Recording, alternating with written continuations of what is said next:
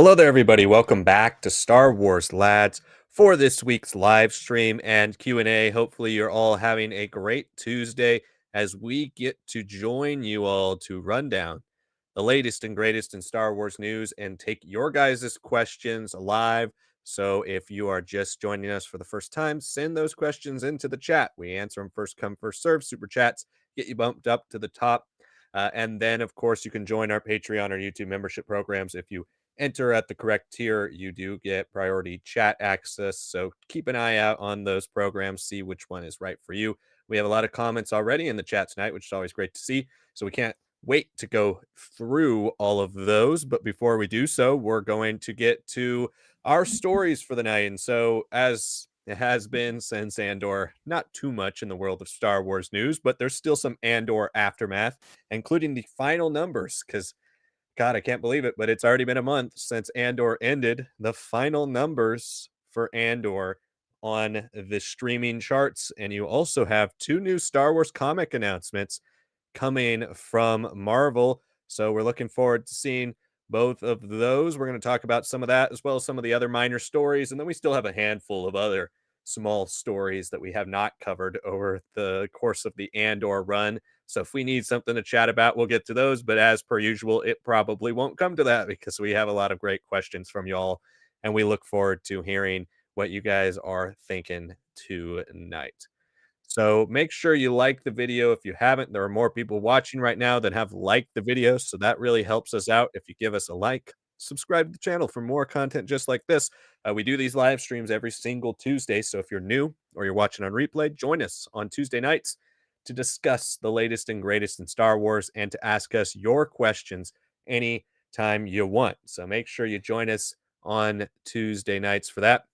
We do have some other upcoming live streams. I'm going to schedule here for the next week or so. The Shadows of the Empire live stream. I've been teasing it for the last couple of weeks. Legends Book Club for that. Make sure you join. And then we're also going to be doing a live stream book club episode in about a month, 3 weeks to a month, for Trials of the Jedi. We have read it. Our review is coming out tomorrow. And just as a teaser, we both liked it quite a bit. Can't wait to discuss all spoilers with you in the live stream. Our review, as always, will be non-spoiler.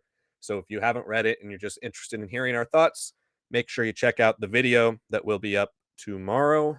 We also have a live stream that we'd like to do a little bit later as well, just kind of a retrospective on the High Republic, talking about it, comparing it to Legends initiatives, and talking about Star Wars's first true multimedia initiative on the canon side and how it compares to some of the things we've seen in the past. So we're going to do that as well here in the future, but obviously give you guys a chance to read the final High Republic book before we do so. All right, let's get into our first story here tonight as more people continue to enter in the chat. And again, keep sending in your chats. This is a live Q&A. We just go through these stories first, and then we take your guys' questions for the majority of the stream. But let's start with Andor numbers, because Andor has historically been a show that has had better word of mouth and better critical reviews than really numbers on streaming. Season 1 did well, but it didn't do exceptionally well. And we talked about the first week of Andor popping up on Nielsen ratings and how it debuted fairly low. And again, for those of you who don't know how Nielsen works, Nielsen doesn't just take into account the new episode, it doesn't just take into account the new season, it takes into account the number of hours people have watched the entire show over the course of that specific week. So that's why shows like Grey's Anatomy always pop up, because it's got like 500 episodes. And so if there are people watching it, it's got a lot of episodes for binge and it pops up higher. New shows always, of course, do pop up because there are a lot of people watching it for the first time those weeks. But Andor has stayed consistently at the lower end, but towards episode the third week, it started to rise. And then finally, for its finale, the final week of Andor, it reached number 1 on Nielsen ratings, which is exceptional for Disney Plus. They don't have too many shows that reach number 1. Netflix is still usually king even when they aren't producing new content. And also, just putting this in perspective, it's at the same time The Last of Us was wrapping up. There are a lot of big shows out, a lot of big things coming out at that time, and for Disney Plus and Andor to take the top spot, it is not only exceptional, but it shows the word of mouth got out there by the time you got through the Gorman massacre, right? People were like, "You have to watch this," and people did, and it made it that to number 1 above Bluey, which was number 2 from Disney Plus as well. So you kinda see the residuals as well for people who might be subscribing to Disney Plus just to watch Andor. Maybe some residuals for people also checking out some other content on Disney Plus while they're paying for the subscription that month. Maybe their kids watching Bluey.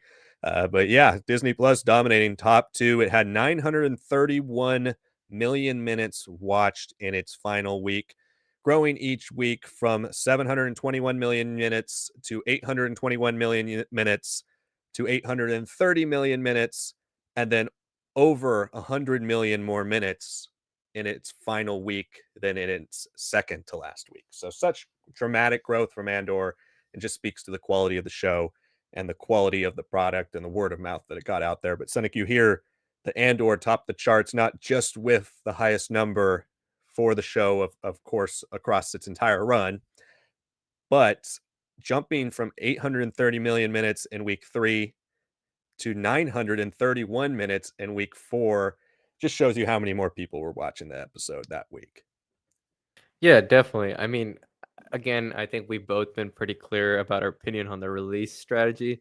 Not super appealing to us, especially because we're West Coasters, and by the time we finish, like it's late for us here, and East Coast people and international, like, there's no way to really interact with our audience and kind of have that immediate, like, oh my God, like, what are our theories? How we're going to connect all these dots, right? Like, it was just, okay, this is a movie that we watched this week, and then we're moving to the next year, which is another movie. It was different. It was not super appealing to me. It made a lot of sense, obviously, for how the story was kinda played out. Like, it seems like it was very intentional that there was gonna be something like this as part of this release strategy. But, yeah, I mean, I think, yeah, again, you have to look at, like, the total minutes, hours kinda watched, the fact that you're dropping 3 episodes a week.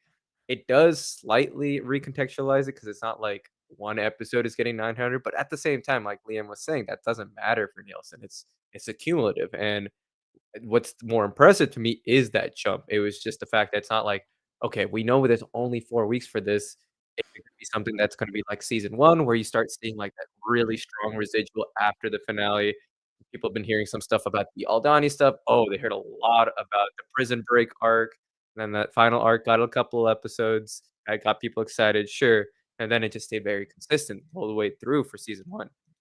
Seeing this happen during the season itself is great. Seeing that, despite how weird the scheduling was, despite Last of Us being out at the same time, Daredevil also kinda running up against this, people's interest did eventually shift not only towards Andor, but very dramatically so. So, yeah, absolutely pleased more by the jump more than the actual total numbers of hours and minutes watched. Like, yeah, it's very cool. It's top chart, but I can almost qualify that a little bit. That jump, I really can't qualify. That is unadulterated success. That is absolutely what Disney was looking for. And yeah, I mean, it comes down to like, some people be like, "Yo, look, you just have to make something great and people watch it." Yeah, absolutely. But it's still a miracle that the format change that Andor had between season 1 and 2 not only played out well enough, it dealt with a much smaller timeline for people to catch on to it. And it segued really well into Rogue One without feeling like, "Oh, like, it missed things." It was more like, "I wish there was more things to be filled out." It's very similar actually to how we feel about Trials of the Jedi, another little sneak peek there, but, yeah, it was just like, yeah, so much of it was so good that once we got to that final arc, like, yeah, it might not have been as perfect per se as the Gorman Massacre arc, but it had the great vibes, it had so much payoff from the beginning of the very first episode of season 1 all the way leading into Rogue One, and I'm sure I believe I saw something else on Disney Plus, like, it was Rogue One was, like, top 5 most viewed things that the week after Rogue Mhm. One, Andor season 2 had ended, so it worked, like, the intention of creating a show that leads into Rogue One leads into A New Hope, plays off. Like, this is in itself like its own little mini saga within the greater episode saga. So, seeing this success within the season is great. I'm very curious to see how much longer it'll stay on the charts. I hope that it at least stays for like a week or 2 more in the top 10. I think that'd be more of a indicator of, like, is it performing like season 1, or was it just, like, everyone was making a mad scramble for that final season just so they don't miss out on stuff, or they felt like they missed out on Gorman Massacre and had to play catch up? I'm very curious to see how the staying power of this season is versus season 1, but yeah, this is all great news. I mean, at the end of the day, May was a very happy month. April to May was a very nice period for Star Wars fans. There was Yeah. nothing really going wrong. It's if anything, everything was going quite swell. Yeah, absolutely. And yeah, Rogue One did reach the top 10 for streamed movies that week, too. It was number 9 on Nielsen's ratings There that you go. week with 179 million minutes watched, which is also a very impressive benchmark. So, yeah, it's awesome to see all this stuff come together. It's all awesome to see Andor getting the credit it deserves, not just from the critical eye, not just from the hardcore of Star Wars fans, but it has caught on worldwide as a must-watch TV show, and, I don't know as good as season 1 was, and as much as Star Wars fans talked about it, I don't think season 1 ever did. It never really caught on as a must-watch TV show. It was a must-watch for Star Wars fans, but there weren't people talking about it who are just generally TV fans. You hear everybody talking about it now. Like, there are a lot of fans of people who just watch, like, the Emmy-nominated TV or things that are supposed to be good on TV. You hear those bingers, they're watching Andor, and that's a huge success for Disney Plus because they've pretty much had no other shows in general really reached that point. I'd argue The Mandalorian is really their only other one that was, like, highly consumed by people who aren't fanatics about Star Wars or Marvel. So, I think this is a huge, huge landmark thing for them, and the fact that Andor reached number 1 is absolutely massive. So, what do you guys think of Andor topping the charts in its final week? What are your thoughts on all of that? We have a few comments about that. Anthony Tiff says, not surprised by Andor season 2 dominating the streaming charts. It was so darn good, and it leads perfectly into Rogue One. Yeah, definitely. I think that connection might be another part of why it just took off. Because as you get closer and closer to Rogue One, more familiar with the film, more people have seen the film than watched season 1 of the show. So then you start to see, oh, okay, I love Rogue One, and this is actually really closely connected to that. Maybe I'll check it out. I think that does play up, and also building off of Star Wars Day and the hype around that into that week of Star Wars TV definitely was a big moment for the show. Yeah, no, I mean, I agree with everything you're saying there, Anthony. I actually found it pretty surprising online that I was expecting the Andor season 1 elitists to kinda come out at some point. Obviously, Gorman, I gave them that week because, yes, that is some all-time fantastic TV and performances. Like, great, awesome, sweet. But I saw a lot of people because they're like, "Oh, I can't wait to watch Rogue One afterwards." All these, like, Andor elitists were like, Rogue One just doesn't sit well anymore. It's so you're going from such a great show into this show that a movie that has such great highs and also some very murky lows because of characterization, because it's way more on Jin and her family story and everything, and Cassian is kinda just there, and I'm like, "Okay, sure," but nobody was saying it's gonna be perfect. I mean, if there's one thing about Star Wars that I don't understand people not understanding is that it never truly 100% connects perfectly, even with planning, even with preparation. I'm not saying everything's gotta be like the sequels where you shouldn't have an overarching plan. That's not great either, but, I mean, it's not like George Lucas intended for Luke and Leia to be siblings. Right? That was just a change between 5 and 6 because he's like, "I'm too tired to work on Star Wars anymore. I'm not doing the sequels right after this." Right? So these things kinda change and all that. So, yeah, obviously, Andor was not a TV show as a concept when they were working on Rogue One a decade ago, but it works out, right? Like, you understand a little bit more about his origin, which we know was shot by Gilroy. We understand a little bit more about the weight of his own tragic, like, rebellion that he's undertaking. It lets you focus a little bit more on Jin, if anything, and you get to see a little bit more of the emotions that do work there, especially with her origin story, with Galen and everything, right? Yeah, I'm not gonna ever say Rogue One is a perfect, like, film continuation, and/or mini season 3, it's not. But to say that, like, now this movie is suddenly worse after watching Andor, I mean, It's not meant to like suddenly become way better for you. This is not a situation like the Clone Wars where you're building up a characterization from that you've already seen in episode 2 and then into 3. This is just accelerating into the rebellion. That is the main focus of it. It just happens to be called Andor, right? He happens to be a main character. Jin is not there. I would I have liked her and some stuff with Bodhi and Galen in the final couple episodes? Absolutely. I would have loved some of that stuff, and I think that would have really helped make that bridge even smoother. But yeah, I mean, it's a great show. It deserves its plaudits. It's great to see that's doing well on Nielsen. I just found it very funny that all the elitists of Andor came out and were somehow like going from loving Rogue One to being like, nah, Rogue One's not even good anymore. It's just Andor. Andor is the only thing ever that's been great. Oh, I can't even watch the original Star Wars movie. I'm like, all right, let's calm down now, people. Yeah, I've heard the same thing from people about Rogue One, and I would completely disagree. I think it makes Rogue One better. Yeah. But but yeah, Andor is very different tonally, so it is still a little bit of a contrast going back. But there's no way it doesn't make Rogue One better.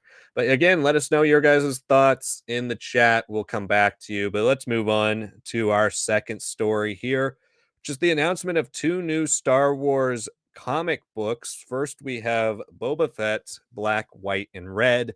So this will be a follow-up on the already released two Black, White, and Red series comics with Darth Vader, Black, White, and Red, and Darth Maul, Black, White, and Red. This one is going to be written by Benjamin Piercy, who also wrote Darth Maul, Black, White, and Red. So we have a continuation of this saga coming from Marvel. I personally have never read any of these Black, White, and Reds.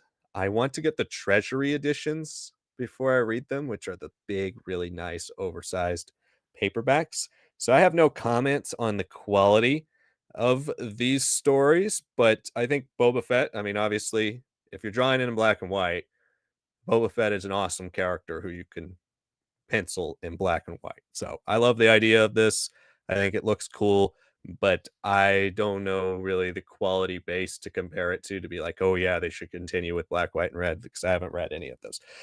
And then the second thing we got announced, which I'm a little more excited for, is Han Solo Hunt for the Millennium Falcon, or Han Solo Hunt for the Falcon. This is going to be a comic miniseries coming from Marvel, written by Rodney Barnes. So that's the one thing. Rodney Barnes hasn't written too many things in Star Wars comics that I've really loved, but I'm willing to definitely give this a chance purely from the cover I put on the thumbnail, which is Han, Lando, Chewie, right before The Force Awakens. Like, this is pretty exciting to me from that standpoint. We've talked a lot about 10-year anniversary of The Force Awakens. We are getting the Last Order, which is finally going beyond the sequel trilogy. Right now, we have Kylo Ren's comic, which is taking place during the sequel trilogy. There's starting to be a little bit of a return to things that help enhance the sequel trilogy, and I think anything really is welcome just as we continue to pad out that time period.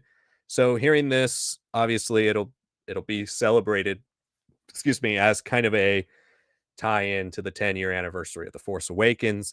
But this is, to me, pretty exciting. The Marvel comic promises to show Han going into retirement, then enlisting Chewbacca to find and return their longtime home, the Millennium Falcon, which we only see succeed at the beginning of The Force Awakens.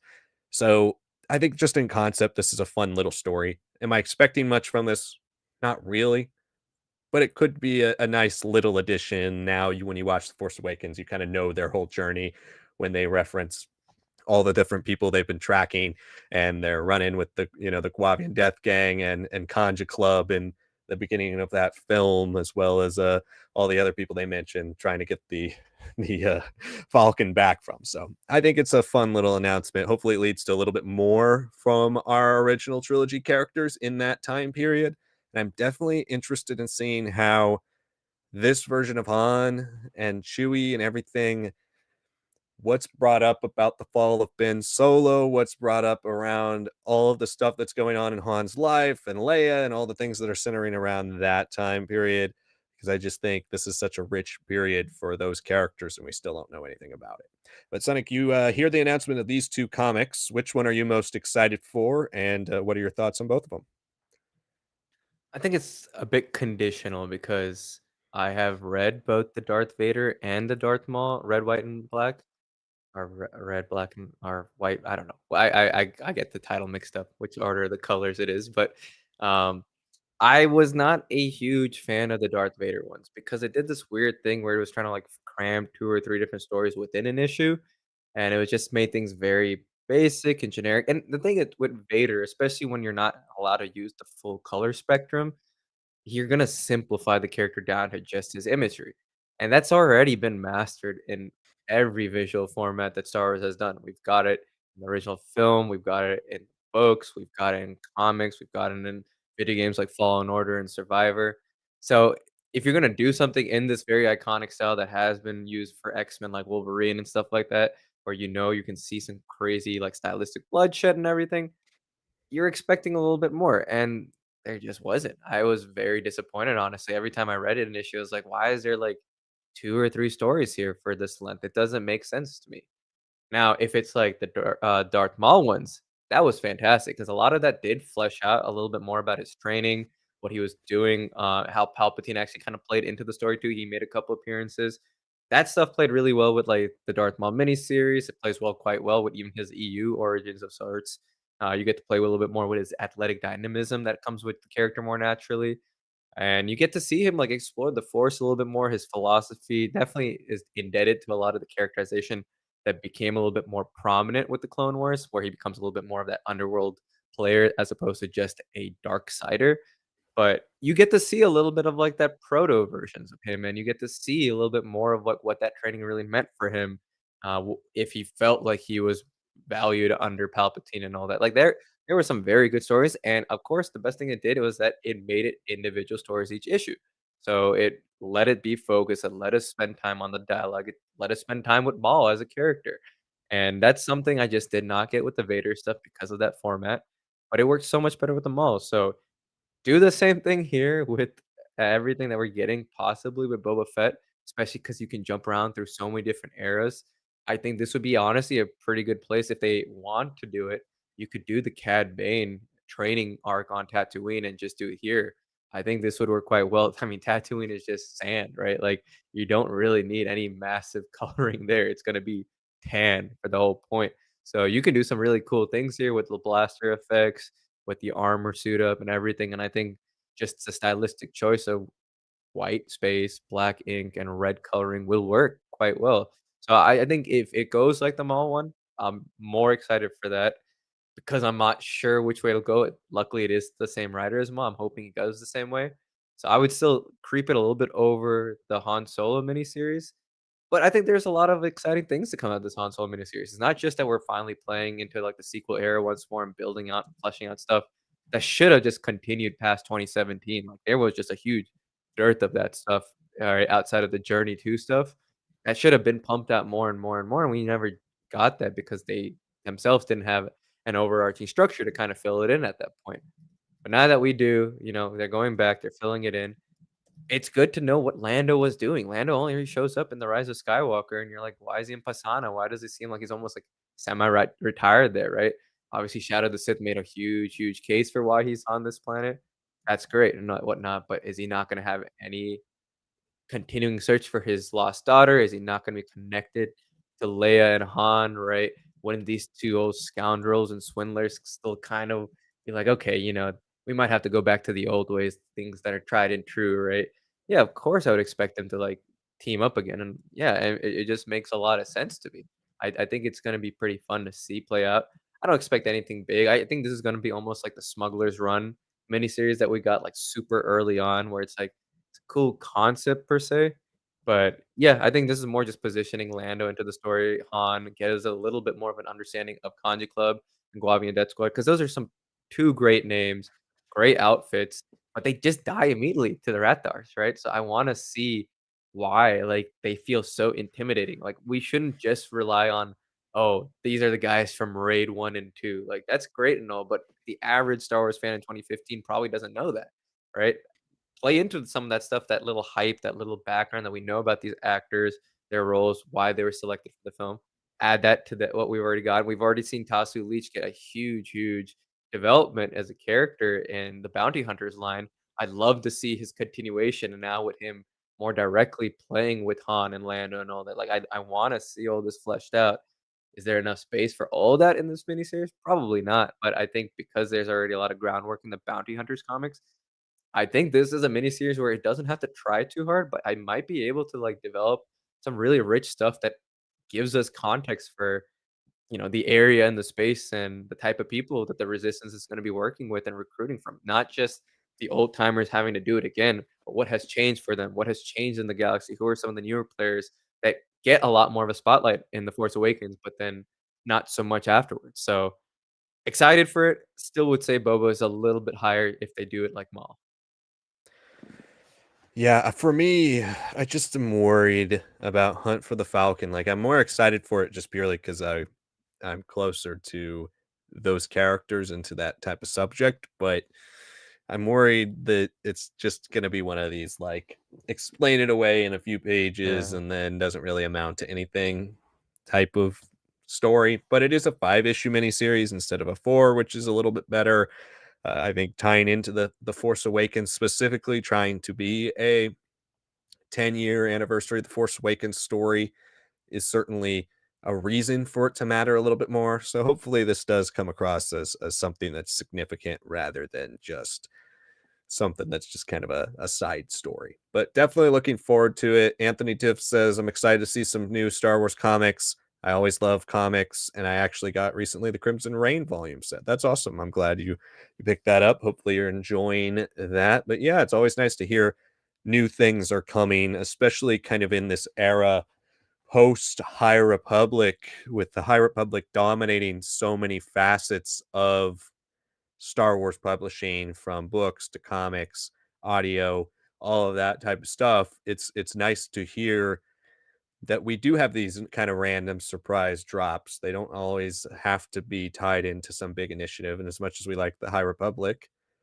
I think we could have an enjoyable year or two or so of new things that are coming out that don't really connect to some initiative, and we can look forward to more varied and a larger variety of stories coming from both Marvel and book publishing as well. So we're going to turn it over to you guys' questions now. Those are our two big stories. We have some other things we can go over if time allows, but this is the part where you guys lead the rest of the stream. We've got an hour and a half to take your guys' questions. We finished the stories a little earlier today. So send in your questions, your comments, anything you would like to ask us in the chat, or anything you would like to say in the chat. It is first come, first serve. But if you do support us with the super chat, we bump you up to the top. We answer yours instantly. You can also check out Patreon or YouTube memberships to see which program is right for you. There are a variety of tiers, and certain tiers allow priority chat access. Keep an eye out on the YouTube membership side. It will tell you when you have the ability to send in that priority chat. And then if you're on Patreon, either comment below on the post and let us know your YouTube handle, and then we will prioritize you, or send us a comment there underneath the post on Patreon. And you will only be able to see the Patreon post linked for this if you are a member of that tier. All right, let's turn it over to the chat now. And we're starting with Anthony, who says, speaking of comics, both the Legacy of Vader comics and Rise of Skywalker comic adaptation have been really good. Kylo visited Naboo and is declaring himself to be its king now. That sounds really cool. I've yet to get into either of those. Rise of Skywalker definitely very low on my to read list, just because it's an adaptation. So I'm much higher with the things I need to get caught up for like the actual story. Legacy of Vader is very high. I have still not read any of it, but I'm waiting for those first trades, and I can't wait to really dive in and get my hands on that story. Charles Soule, I'm on a Charles Soule high right now after Trials of the Jedi, and he has obviously been the most consistent canon comics writer. So really looking forward to checking that out. Hopefully it lives up to the hype from what I'm hearing about it when I get to finally read it. Yeah, I mean, I think it's pretty interesting in general that, I mean, yes, Legacy of Vader, I've only heard good things about. It hasn't necessarily touched the same hype that we've gotten out of the Vader comics from Soul, but I think that's just because, the reputation of Kylo, decreased a bit over time, and which just we've had such a long time from having anything kind of fleshed out about him. So this is just something that'll be looked upon as, like, good legwork, right? I mean, there was never really a point where Dooku was treated as a character that people didn't like because people loved Christopher Lee, but I think he was definitely a muted character for a while, and then we got Dooku Jedi Lost, then we got Tales of the Jedi, Age of Republic comic, and suddenly and then, his little appearances in, like, Master and Apprentice and all that, and suddenly people are like, "Oh my god, this is what we've been asking for. This is, like, the coolest he's been since, like, basically '03 Clone Wars" for a lot of people, right? So, I think it's no matter what, a lot of Star Wars characters, especially villains, end up kind of becoming reclamation projects. I'm looking forward to seeing. I haven't fully caught up on Legacy of Vader, but I'm very much looking forward to seeing what they pull off there. But I've been seeing a lot of like little snippets and panels from the obviously the episode 9 adaptation, which was canceled way back then and now it came back. I was always happy that it came back just for completionists and all that. But yeah, I've been seeing some things like you said, like seeing all the different Jedi. There's even a High Republic Jedi in the background, like implied to be Avar and Elzar and all that, which is very cool. It's great to see that. I think they could have been a little bit more prominent feature wise instead of just like blank.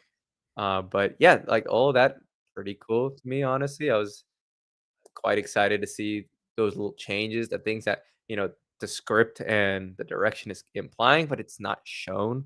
If this was a film that had gotten that 6-month delay like Kathleen had wanted, yeah, probably not great for release with COVID right around the corner, but it's probably would have been things that I think would have been a little hashed out in a little bit more of another draft that even if you're not making massive changes to the story, you're at least making a lot of the ending connective tissue a lot better. And there's a whole thing with like, oh, not the last of the Skywalkers, but just because Kylo's gone, because Ben's gone, and you see Ray taking up the name. I've seen a panel there. It feels well done, and it feels like, part of it is just how the fans who have responded well to Hot Rise of Skywalker have been headcanoning it away.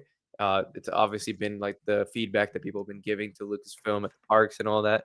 We've seen it kinda already show up in holograms for, like, Daisy Ridley as, in the future version of her character Rey, right?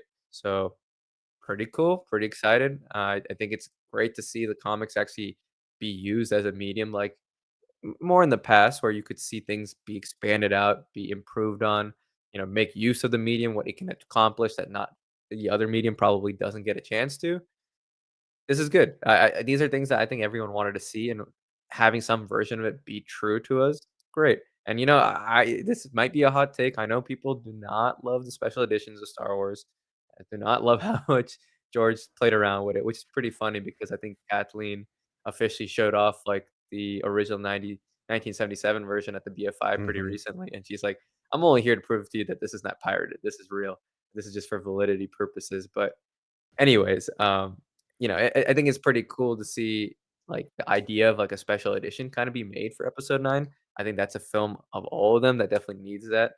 I don't know if adding to the sequels is not gonna be a bad thing in my mind. Yes, if you want the original version, especially now, it's gonna be a lot easier than back when it was all tape-based and everything was in a physical medium.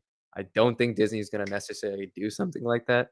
I would love if episode 9 got, like, a reinserted Eye of the Webbish Bog scene. We got to see, a little bit more explicit Finn as a Jedi and stuff with Janna and, like, the other troopers that are awakening, right?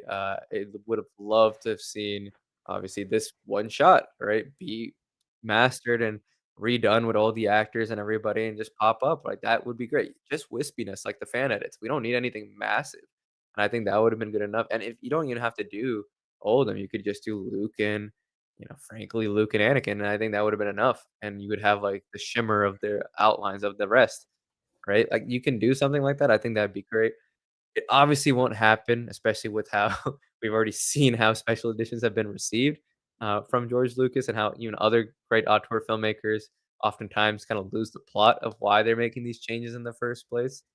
But, yeah, if that were to happen, I'd love them to, like, almost lean on this adaptation because it seems to have been well received even by people who don't love the film. They're like, "Yeah, I wish this was here. This actually elevates things that I had issues with this film, things that I think if I had seen would have already like bumped my score maybe like a half star or something." Yeah, definitely. I mean, I think the way to do that is through this extra material. I would love to see a director's cut of it as well, especially now that we're messing with canon, and like Yeah. there's no real we're getting closer to Legends, where it's like Yeah. there are tiers of canon, certain things are going to trump other things. So if we're back in that world, which again, it's something you're just going to have to live with. Like ideally, it wouldn't happen, but I think none of us truly believed that it wouldn't happen. And now it's all but confirmed. Just like how when the Galaxy's Edge opened in Disneyland, it was going to be sequel themed and nothing else was going to contradict it, and now you see Boba Fett and Luke and all those characters walking around. So it's Star Wars is going to evolve and change with what audience taste is. And with that, I think The Rise of Skywalker, maybe for its 10th anniversary, it would be cool to see some type of director's cut now. What's on the cutting room floor? Like what's there that they left? Or is this a Snyder cut situation where it's like, it there isn't actually any more? There was more in the script, but they never put together a real cut. Like they have to spend $100 million to make a true version. If that's the case, we're never going to see more. But if there's some deleted scenes or some things that just had some unfinalized VFX, they can definitely add stuff in and boost that film up. Maybe for its 10th anniversary, we could see. Anthony, we already answered your question. Critical Thinker says, where would you scale post Andor characters to prequel trilogy era characters? How highly would you place Kip Duron, Legacy of the Force Jason, or Legacy era Luke compared to prequel trilogy heavy hitters like Mace, Yoda, and Palpatine, etc.? So power scaling's never been one of my favorite things, obviously. And I think when you power scale, obviously we have to talk about Legends because canon power scaling has been much more restrained for most of these characters. Because if we're talking canon power scaling, like I think Palpatine is still by far the most powerful character, and you'd have to put maybe Yoda near him, but Luke never gets to that power level really, or we haven't seen it. Anakin is right there, I would say, but I think Palpatine's still the most powerful. I mean, Anakin by word, right, should be like by full. Everybody talks about full potential Anakin or like Nightfall Anakin versus everybody else. Yes, he should be. But everybody, that's the great thing about Star Wars characters. Everybody has their strengths and their weaknesses. So it's not, to me, really just a matter of being like, this person, like we can't Dragon Ball Z Star Wars. Like you can't really say like this person has X power level and therefore they're more powerful. Like Obi-Wan beats Anakin. He's not as powerful as Anakin, but he beats him multiple times because he is better, or he fights in a way that is contrary to the way Anakin fights, and he trained him and he knows how he fights, right? So it's all about matchups to me more so than scaling. But if we're just going to talk about pure raw power, if you're talking about legacy era, like when you say legacy era Luke, are you talking about the legacy comics era? Because I think by that point, I mean, Luke he's a ghost. He's been a ghost for 60 years. He would arguably be the most powerful force user ever at that point, but I think he already is, even if we're just talking about legacy of the force. Uh, yeah, exactly. But he makes an appearance. He's dead in Legacy, but he makes an appearance as a Force Ghost. So I didn't know if you're talking about the Force Ghost version. But yeah, so Legacy of the Force Luke, I would put at the top out of the ones you mentioned. And then I would put Palpatine second. I think Palpatine, no matter what, everything he does to the Jedi, his just pure raw force power that you see with the force lightning and just the way he defeats Yoda. There are a lot of things that it's again, this is another side tangent with Star Wars power scaling, but there are things sometimes when you look at things on paper, right? But then you see them in the films and you have to say which is more impressive. Like Palpatine meeting Windu, or Windu beating Palpatine in the film doesn't look all that impressive. But if you go on paper versus the feats from Palpatine in the comics and the books and all that, it's a lot more impressive on paper. So it's kind of another thing, like taking into account the visualization of something versus the like categorical version that you would see if you're reading the book, a more factual version, I guess. So out of the characters you mentioned, I'd say Palpatine or Luke number one, Palpatine two, and then I guess you said other heavy hitters from the prequels. Like I'd put Anakin for sure right up there. If we're talking legends, I think he'd either be two or three for me out of those characters. But he's not. I don't think he's number one because I think Luke is just unreal in Legends, and I guess you could always argue or Anakin never reaches his full potential, and also with how much Legends does disservice to Vader with having him lose a lot, then therefore he's you know kind of they've kind of reverted his power scaling, so it really is like Nightfall. Anakin is kind of the peak of it because Vader loses so much in these stories. So another side tangent, but yeah, I'd go Luke, Palpatine, Anakin, Yoda, Jason, and then I'd go. Kip's a tough one too. I want to say Mace, just because I do love Mace, and I love Mace's stories. I love Vapad, and I love him punching super battle droids. Like I'd love to see Kip punch super battle droids, but he doesn't. So I'd go Mace. I put Kip last, even though Kip does have some insane feats. But I think it's similarly scaled. But the big difference, obviously, is the restraint levels too. Like you look at the way prequel trilogy characters were trained, the restraints and moral compass they had versus how when Kip's running around, Luke's just kind of like, yeah, I mean, he can kind of do his thing, but we're the real Jedi. So there's just an uncapped power level on these characters. Not necessarily, to me, that doesn't necessarily make them more powerful. It makes them less restrained. Like, what would Mace Windu look like under the rules of Luke Skywalker's new Jedi Order? I think that's all interesting to say. So I don't know. That was a long, rambling answer, but I'd still go with Luke as the most powerful. Yeah, I don't I don't love these questions because obviously by the time George Lucas came back with the prequels, he's not necessarily trying to show these characters in the prime like we all assume they'd be, right? This is the twilight of the Jedi. This is the fall of the dogmatic order. So yeah, there are a couple stalwarts. Like I won't ever say Mace Windu's not powerful, but it's so hard to compare that character versus everything that was in the '90s with especially Bantamera. Like, oh god, it's just ridiculous. Just Kip. I used to love Kip as a character, and I still like parts of his origin, but I would rather care about, like, Antorus and, like, those possibilities of those characters that we never really got to see fleshed out. Whom we knew had potential, who were showing these things. And then you got someone like Kip where, like you said, Liam, like, he's just kinda allowed to, like, run around for a bit, destroy whole star systems. Is that yeah, he does some crazy things navigating through black holes and all that just like Luke does, like, okay, awesome. Sure, fine. But it's so hard to compare that to what we see of Mace Windu. You can maybe pull out like O3 Dantooine Battle Droid Massacre, but that's still martial amplification as opposed to like some crazy force. Kip gets assisted too, basically, by the spirit of Exar Kun. Like there's all those different things. And yes, you can look at like Kip and how he is in New Jedi Order and stuff like that. But yeah, I don't know. I don't love these because it just once George kinda came back and took re-control of the Star Wars, you would look at all these different things and everyone kinda react to him, right? And which is, you kinda have to. He is the master. He is the creator himself. But then you look at all these things that have been developed so far, and they're trying to suddenly make some adjustments and stuff, and it just doesn't work. I really don't love comparing those 2 eras because they're 2 different time periods in Star Wars.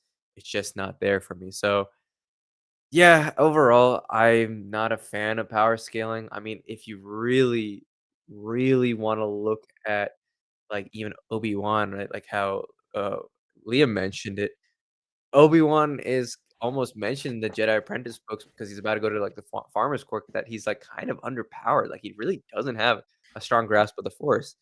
Does that come off in any way in The Phantom Menace or in Attack of the Clones or Revenge of the Sith? No, right? Yes, you can say it's because of matchups and train them and all this and that. Cool. That can see that for sure, but Yeah, I don't know. I prefer story over power scaling as a reason for, like, why some characters win sometimes and they don't. It makes things interesting. If people just won all the time and there's so many of them, it kinda does weigh down things, and that's why a lot of people make that fair criticism of Luke that by the end of his run in the EU, he's like a nuclear deterrent, right? Like, the story has to write him like that, and that kinda gets away from some of the cool things about his character, and then you start having to write him out of character, like how he assassinates Lumia just based off of, like, a whim of, like, "Oh, this is what I've been fooled and tricked to believe," right? So, yeah, power has always not been something I love. I maybe you can compare, like, everything from 1999 onwards, but even then, yeah, it's just not one of my favorite topics.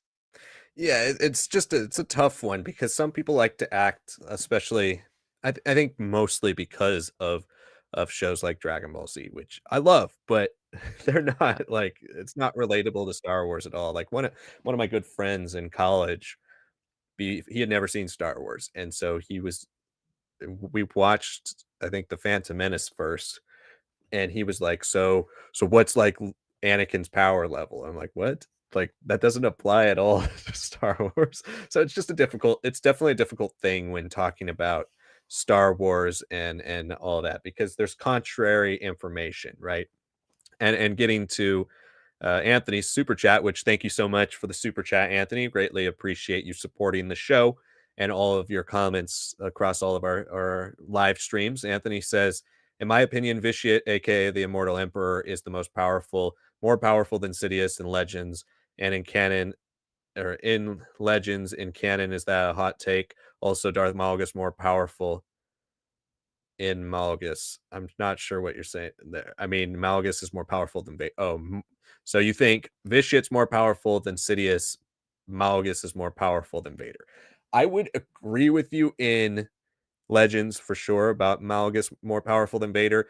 I agree with what you're saying later too, that in canon, Anakin's the most powerful. And I agree with that. I think what they're doing with Anakin and the way they're going to be taking him, maybe in Dave Filoni's stuff with the Mortis gods and how he might actually become one of the Mortis gods. Like I think that's going to make Anakin unbelievably powerful. Like maybe the most powerful version canon Legends of anybody we've ever seen anywhere.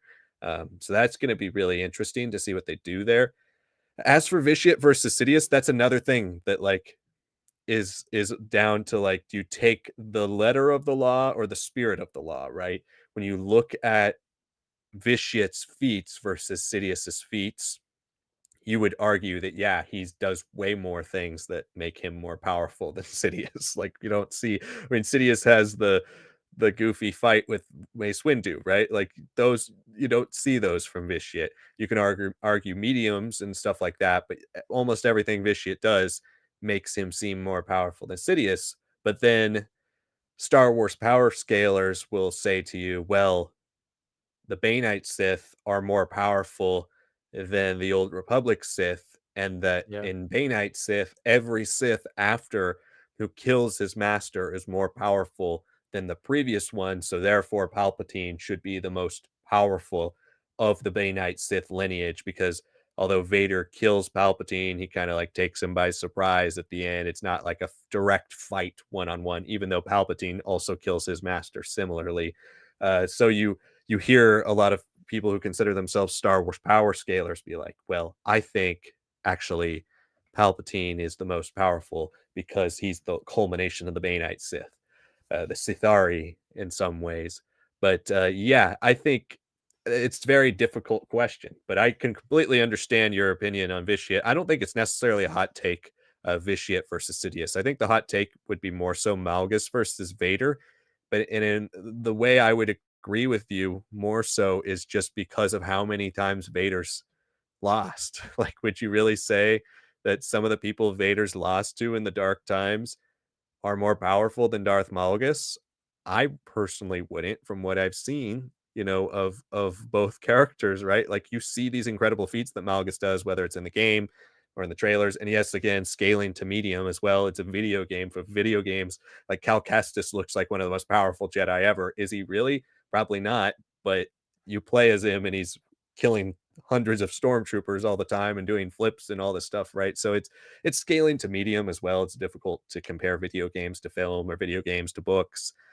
That especially if you don't get grounded versions. And I did recommend Deceived last week. I'm not sure if you've read Deceived, Anthony, but definitely Malgus is a little more grounded in Deceived than he is in the trailers that you get of Malgus, which also to me, makes the character better, but it dampens his feats a little bit.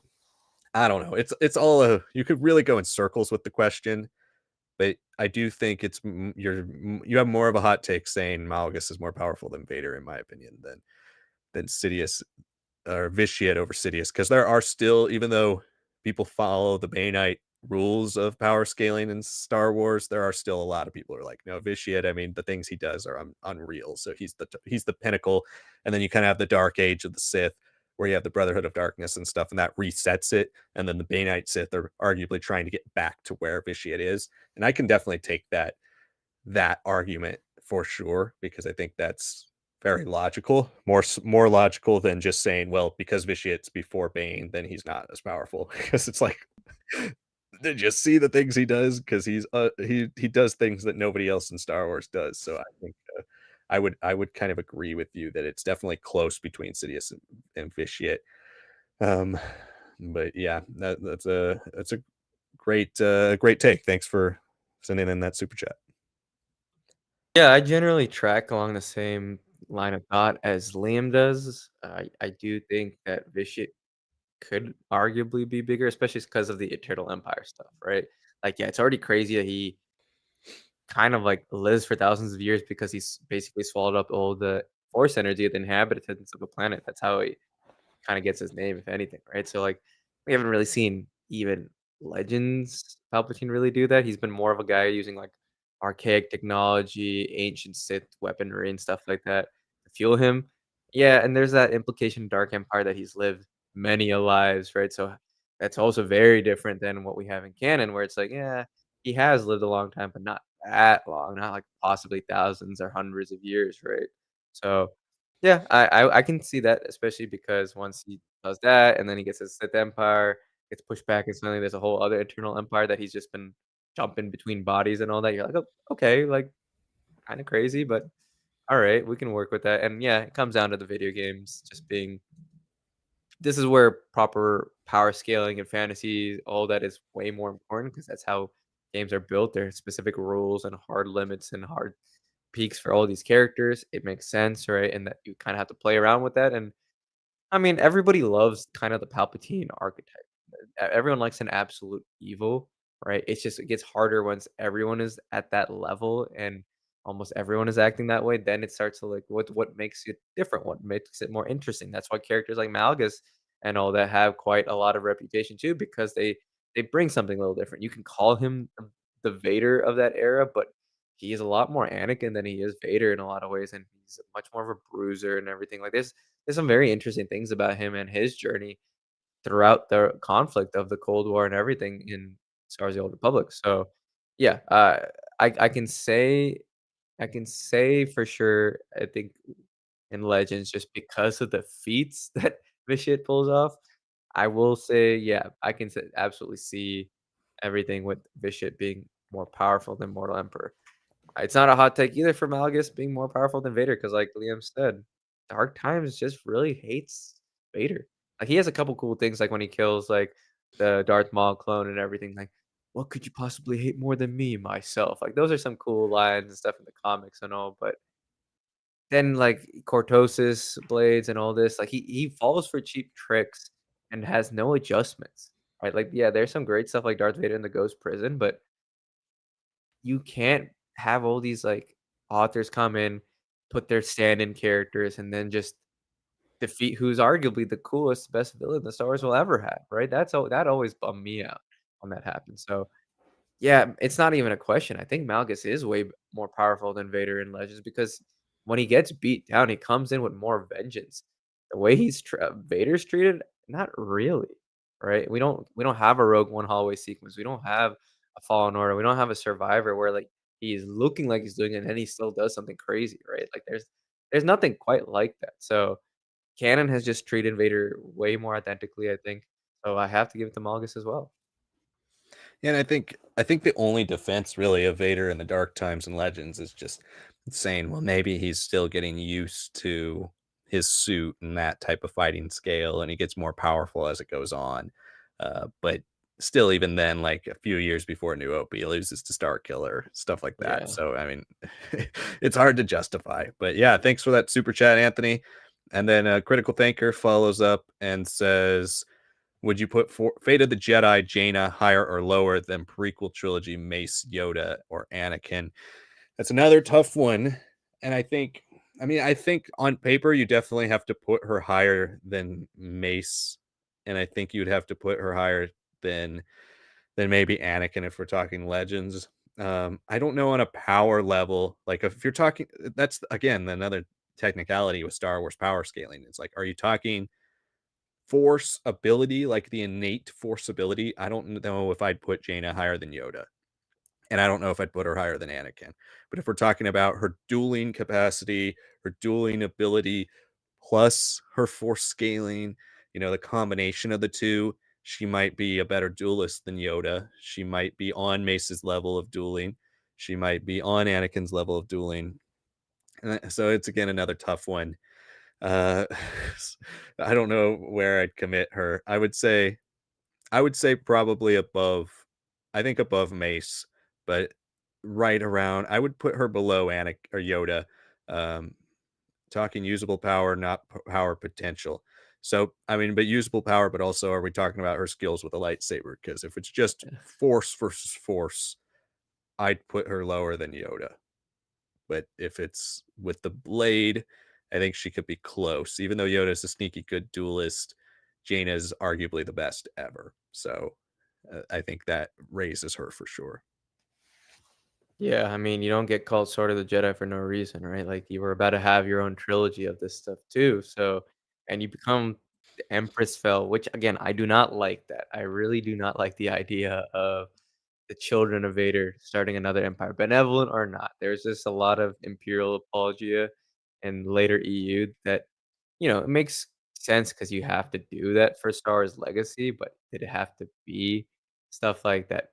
I guess you could say Jaina might have formed Imperial Knights as like a compromise, but you're the Sword of the Jedi. Like, what are you doing, right? I don't know. I've always had a problem with that specifically more than anything. But yeah, I mean, I think another thing to add there is like powers come and go, right? Like these are not things that are necessarily like you've reached that and you stay at that benchmark, right? There's natural human aging, how close you are with the force, how actively you're using it. Like would I say a Kate Skywalker when we first see him, right? When he's a kid is stronger than when we first see him as an adult? Probably.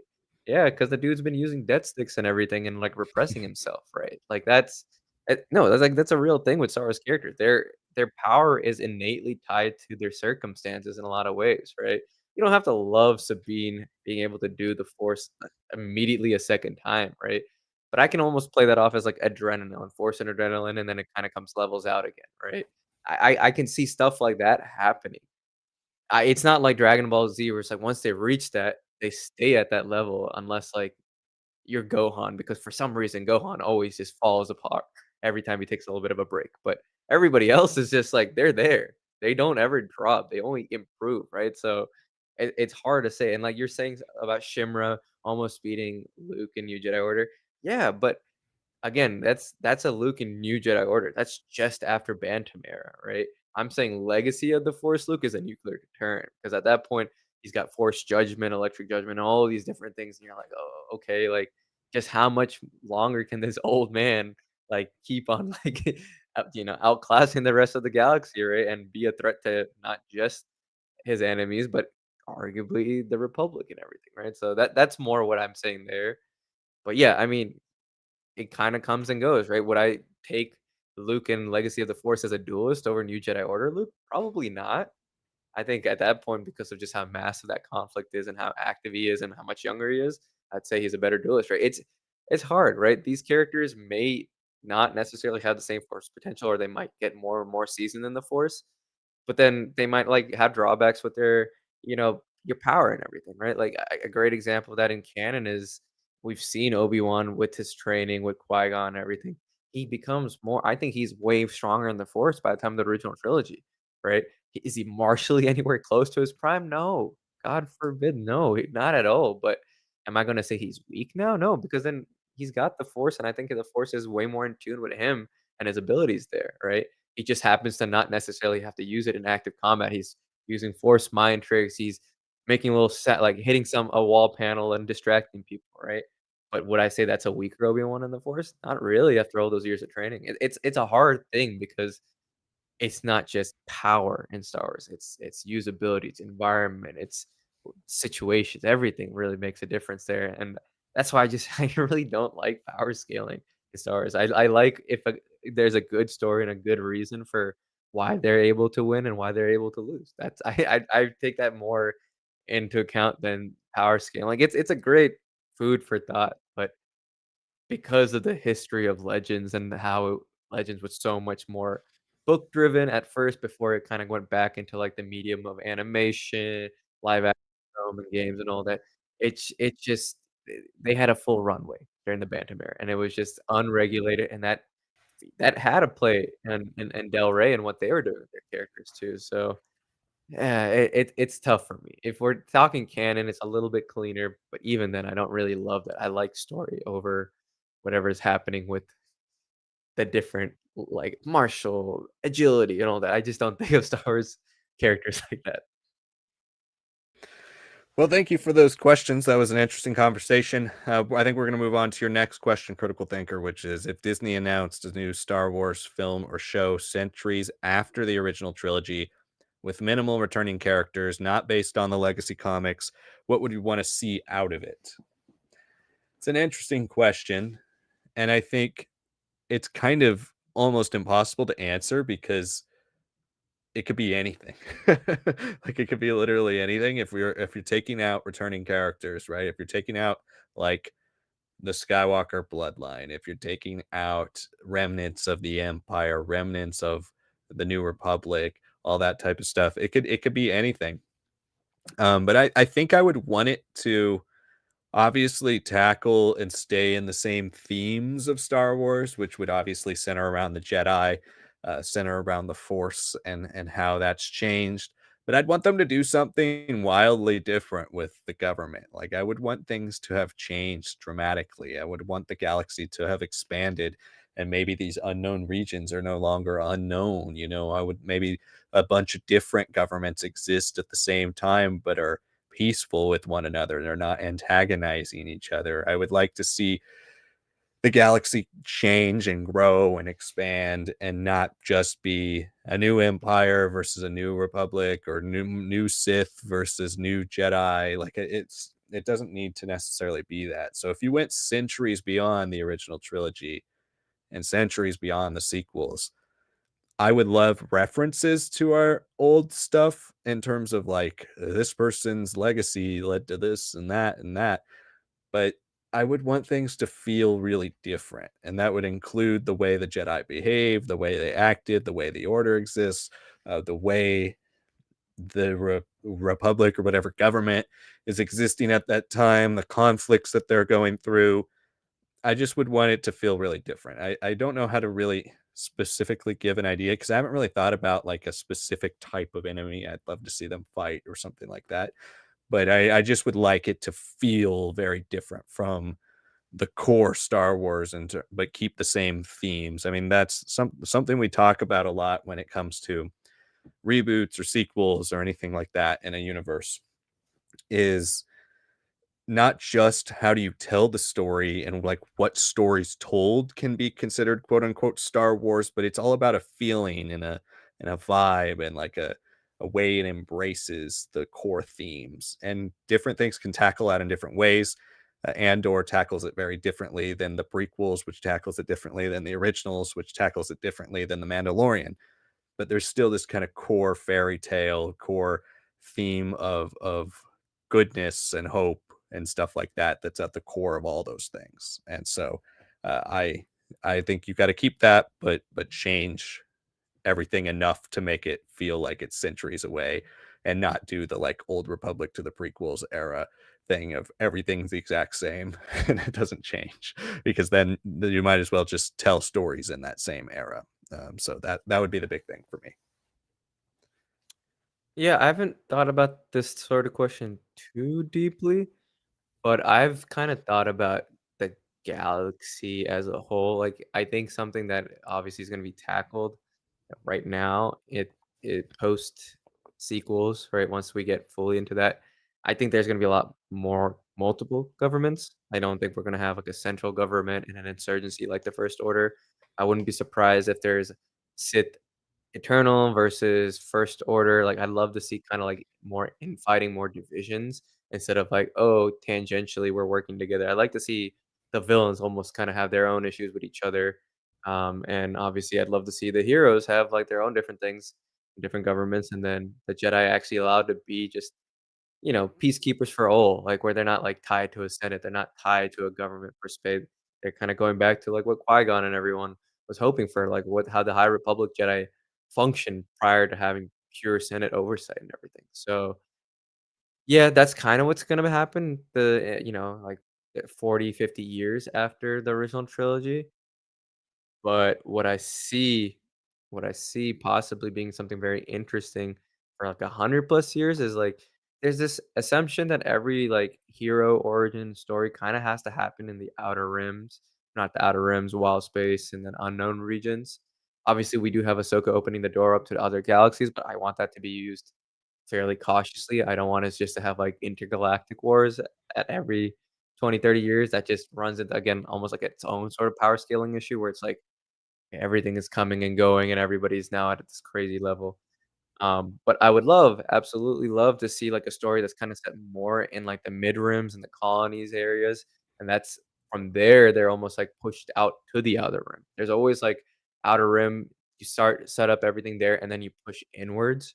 I'd love it to be like you're actually here, and then you're kinda pushed back into the outer rim, and maybe there's, like, a change in the balancing of powers. I'd love at some point, like, the core worlds or the inner core to lose a lot of their sway and a lot more power be segregated out to the unknown regions, the wild space and stuff like that because of all these conflicts pushing out people, and they find new trade routes, they find incredible new materials, there's, stronger force possibilities, like, the things out there actually become and almost supersede the old. I'd love to see something like that where your assumption is like, yeah, it's a Tatooine, it's a Mustafar, it's Geonosis, like, how, like, developed could it be at 100 years from now? But it is. Like, I'd love to see something like that where, you're working from your assumptions of, like, yeah, everything starts from the outside and works in. That's how it is historically, but that's not always the case. I'd love to see, like, stagnancy in the mid-rim. I'd love to see, like, things just not working out super well, and that not necessarily being a one-to-one, like, this is now your new outer rims, your new area, but you get to see like, "Oh, I'm touching on all these ancient relics and foundations of Naboo and all these places," but they're no longer the cutting edge, they're no longer the most prosperous places, and you get to see these places that have always been kinda treated as like, "Eh, whatever." Turn out great. Like, there's a huge whole plot line in, like, KOTOR 1 that, like, Circa Company, everybody came because they thought there were vast oceans at one point at Tatooine full of crazy materials and minerals, right? I'd love for, like, terraforming and stuff to maybe happen, like, not Vong forming per se, but something like that to happen in the Outer Rim or find something that changes the status quo and everything the money goes there, the influence goes there. I'd love to see a rebalancing of the galaxy instead of just the further out you go, the weirder, stranger, more esoteric it is. That works. Does it work for thousands of thousands of years? Maybe, but I'd like to have, like, the status quo kinda switched around. That's how I would look at it, and I think just working off our assumptions would allow for, like, everything to be up in the air. Like, what do you assume about the Jedi? What do you assume about governments? What do you assume about technology at this point? So I think that's how I would look at it, but again, I don't really have a story or villains like Liam either. It's more of just I just wanna see how this galaxy is transformed over time, what becomes new hot centers, 'cause we that's how Tales of the Jedi, that's how KOTOR comics talk about it, like, "This used to be a great place, and then the trader routes had kinda circumvented this place, and then it just fell to ruin and became like smugglers' dens," right?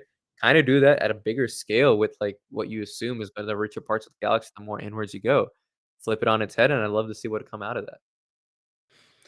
Anthony says, I really like the Rise of Skywalker comic adaptation, specifically in how when Rey is fighting Palpatine, we see all the Jedi that are talking to her, and we even see Anakin in all his glory. Yeah, that's what Sonic was mentioning that a little bit earlier, but that sounds really cool. I can't wait to see that panel and check that out. Sounds like they definitely took a little cue from the fans' criticism of that sequence because it was, one of those that, as awesome as it was to see, it didn't necessarily hit because you don't Yeah, see all the characters. So I'm glad they kind of took that criticism and put it into practice. definitely. Anthony also says, I'm excited to see Mandalorian and Grogu. It will be good to see Pedro Pascal in the Mandalorian outfit once again. Yeah, it will be. I'm hoping he takes off his helmet. We do know from what they've said that I don't think he was really on set day to day for the action sequences or a lot of those moments, but he has been a little more involved than he was for Mandalorian season 3, which he was basically not really involved at all until voiceover happened. So it will be nice to see. I'm sure he'll take off his helmet at one point because they are selling this movie with him as the focal star. So I'm sure we'll see more of him than usual. So it will be nice to see him once again, kind of more involved in this story. Yeah, yeah, I don't know. That's I want it to be great, right? I don't love the name still. It's just not the best choice. You could have called them the Mandalorians, and I would have loved that way more, right? Like to really establish that Grogu has finally fully embraced his destiny. He's moving away from Luke. Like that was just like a cool little side quest, but that just didn't make sense for him and his journey, right? But yeah, we'll see. I am excited. I wanna see what Pedro, does differently. I expect things to be connected to season 3. You don't have to love season 3, but build it out, flesh it out, make those things that people didn't respond well to make more sense as set up to the story, set up to, like, everything going on with the Mandalorians on Navarro and everything. Give us like a Grief Karga funeral of sorts and then move on. And then we can jump into our story and all that. I think you have to still get people, for the most part, caught up to the essential bullet points of season 3 because most people only saw really up to season 2 because there was such a long gap to season 3.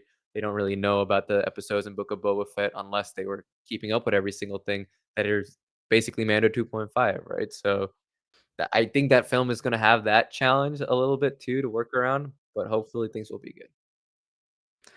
Brendan Tran says, a non Star Wars question. What do you guys think of Karate Kid Legends if you've seen it? Is it good or bad in your opinion? Well, I'm unfortunately part of the reason why it's not doing that well at the box office because I still haven't had a chance to go out and see it. Definitely want to watch it because I caught up and watched the other three that I hadn't seen. I'd seen the first one many times, never seen two, three, or what's the fourth one even called? New Beginning or something like that. Already forgot it, and I watched it like a month Next ago. Karate Kid. Yeah, Next Karate Kid, something like yeah, that's what it's called. That was pretty bad. So I have not seen it yet. I do want to get out and see it before it goes. It probably will go in the next week or so because it's not making much money, but it's still floating around that top five. So I have maybe one more week to see it. But have you seen it, Brandon? What did you think about it? Yeah, I haven't seen it either. I'd like to see it before it leaves theaters, but I've only seen the first 5 seasons of Cobra Kai. I haven't seen the next Karate Kid. After seeing Karate Kid 3, I was like, I don't know if I can do next Karate Kid because I know it just gets worse. And I just found Daniel to be just so dumb in the third. He threw away all his college money for a bonsai shop in the ghetto. What is he doing? What is he doing? And even Cobra Kai addresses that, which, that's the funny thing. As crazy and over the top as that show has been, it still grounds so much of 3. I loved all the stuff with Terry Silver and all that, and, like, Terry's like, "Dude, you were just on a lot of cocaine in the '80s, man," and it just made that film just way better, right? Because it's like, yeah, of course, he's gleefully evil, but it's just so stupid, right? Even Mike Barnes becomes a lot more well-rounded of a character in the show, but I just never got around to season 6 when it was airing in its 3 parts. I heard part 2 and 3 kicked it up back into form again, and it ended quite well, but this is like a spin-off, not really connected, like, there's a couple of cameos that they definitely added in later. I heard they cut out a lot of stuff with Jackie Chan's Mr. Han and the fill-in guy that they had for Mr. Miyagi that they filmed. There's, like, cuts, like, images released out there, and it's like, well, this if this was a show like a film that actually had those things and it padded out its runtime, maybe that ending that I've been hearing that with the tournament and everything doesn't feel so accelerated. Because I heard a lot of people actually loved more of the start of it. It was just more by the end, you're like, "Ah, the pacing just changes so dramatically." So I'll watch it, I don't have high expectations for a Karate Kid movie. I just expect to be entertained. Um, and Cobra Kai's already kinda given my fill of, like, them trying to take the material more seriously, which is ironic, but yeah, I'll get around to it hopefully in the next week or 2. I still haven't seen any John Wick films, and my friends were trying to watch Ballerina this past weekend, but I was busy, so I'm just behind, man. I So you wanna see, haven't like, seen materialist any of the I John haven't seen Wicks? any of them. I haven't What? seen Oh, any of them. man. I know, it's a shame. I will. I will. I've been meaning to. I'd always see the trailers and get hyped, and I just didn't. I haven't seen, like, Materialist that came out, and I've heard mixed reviews on that, and I don't know, Yeah. there's just by the time Superman and Fantastic Four comes out, I will get through my backlog. I'm not even gonna bother with The Last of Us season 2 because I've heard now they're trying to make even though they're so advanced in the story of that, they're now trying to adapt that in, like, 3 seasons, and I'm just like, "What?" Mhm. Just does not seem like you're improving on the pacing of the story that people had issues with there. If anything, you're just Yeah, making it worse, so they're doing the I'll same that's on a thing. wait and see. I'll just prioritize Daredevil and all the Netflix shows leading up to that, that haven't caught up on. Yeah, Karate Kid, I tried, but after Karate Kid 3, I was really, really not looking forward to watching the next Karate Kid. Yeah, I mean, I've kind of felt similarly after I watched 3 and Next Karate Kid. I keep forgetting the name, like, I cannot remember that name for the life of me.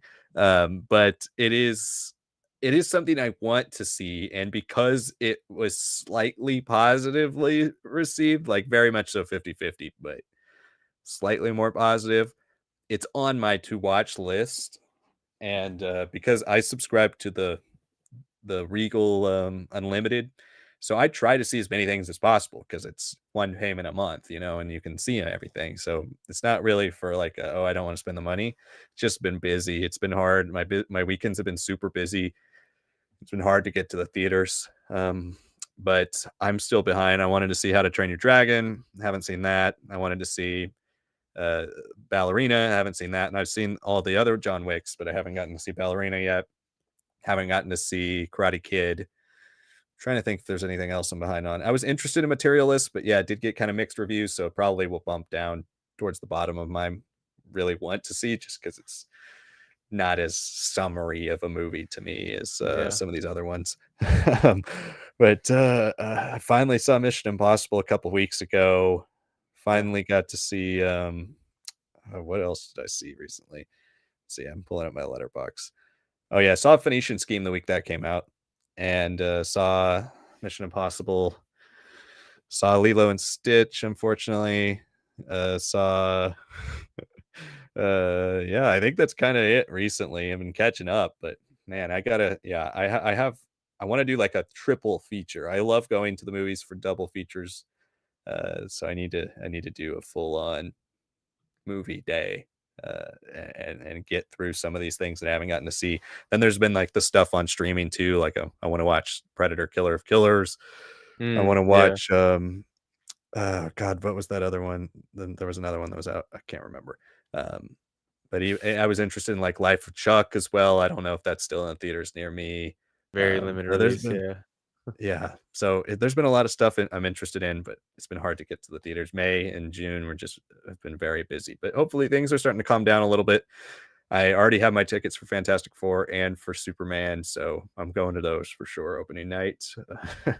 Just looking forward to seeing if I can get the rest of these in because this is in a good way been an excellent packed summer of films, and Yeah, it does it's make been it great. harder to be able to like cram everything in, but because even like this weekend, right, is Elio and 28 Years Later, which I'm very Oh, excited for. yeah. 28 Oh, Years man. Later, and then Yeah. next weekend's F1, and so there's just nonstop stuff coming out, and then Jurassic Park, and then Superman. So it's just every weekend there's a mega blockbuster.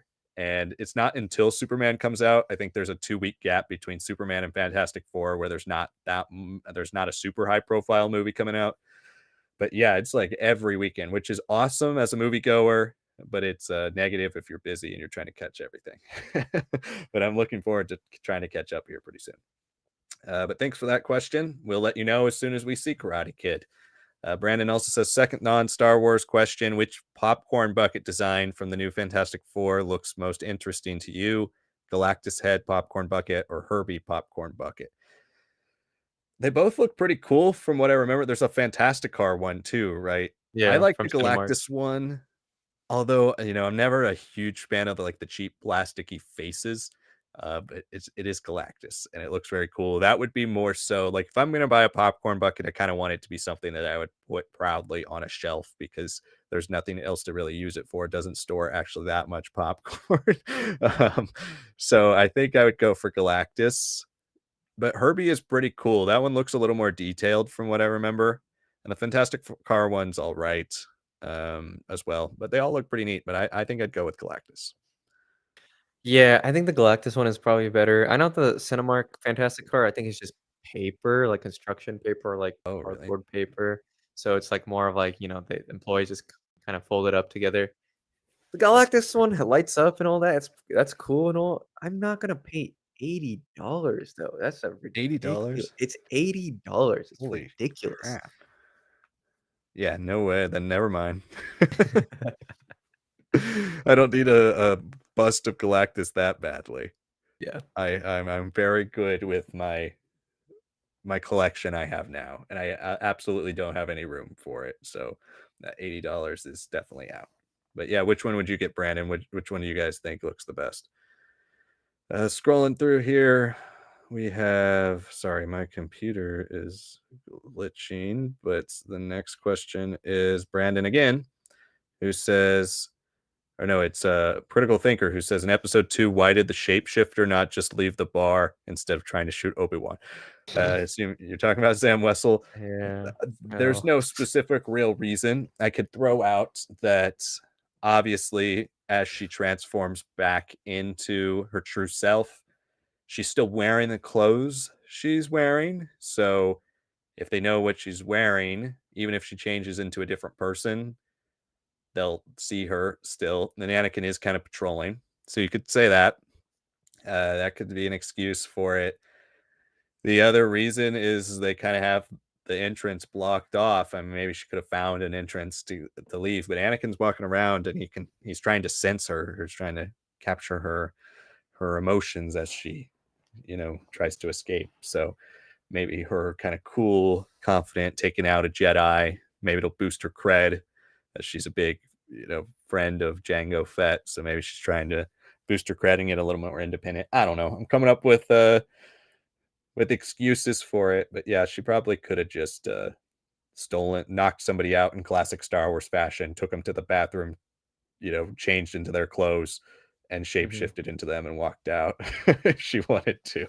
But we'll give maybe Anakin the benefit of the doubt as the reason she did it. I guess I suppose that, you know, if the way she was running and bumping into people and everything, and the way Anakin was chasing after her, like she couldn't keep that up, and Anakin would just start force amplifying his movements and catch up to her.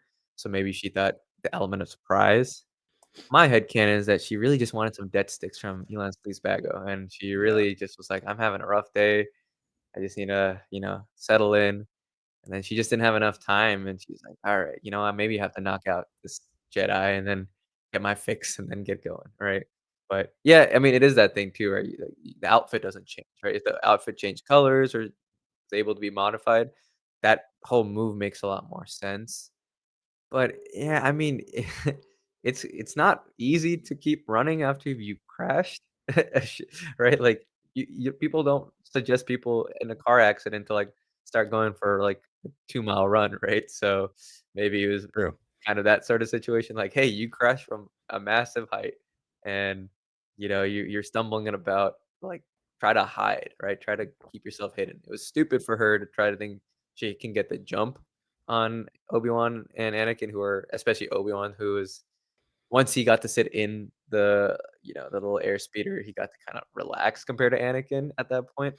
But, yeah, it was just a bad choice overall, and I don't think George Lucas was trying to make this, like, a scene of, like, incredible intelligence by Sam. I think it's more of, like, a cornered and trying to see if she can get the jump on them, and, you know, this is where the Jedi excel at, like, intuition, knowing how to, like, settle into a scene more so than even people who are very well versed in the underground.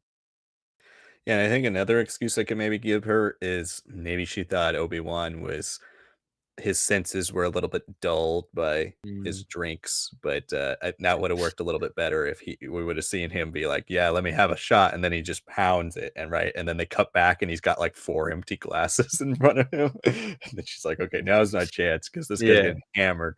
But other than that, yeah, that's another excuse we could throw her way. Um, but I don't know, what are your thoughts, critical thinker? Why do you think she did it?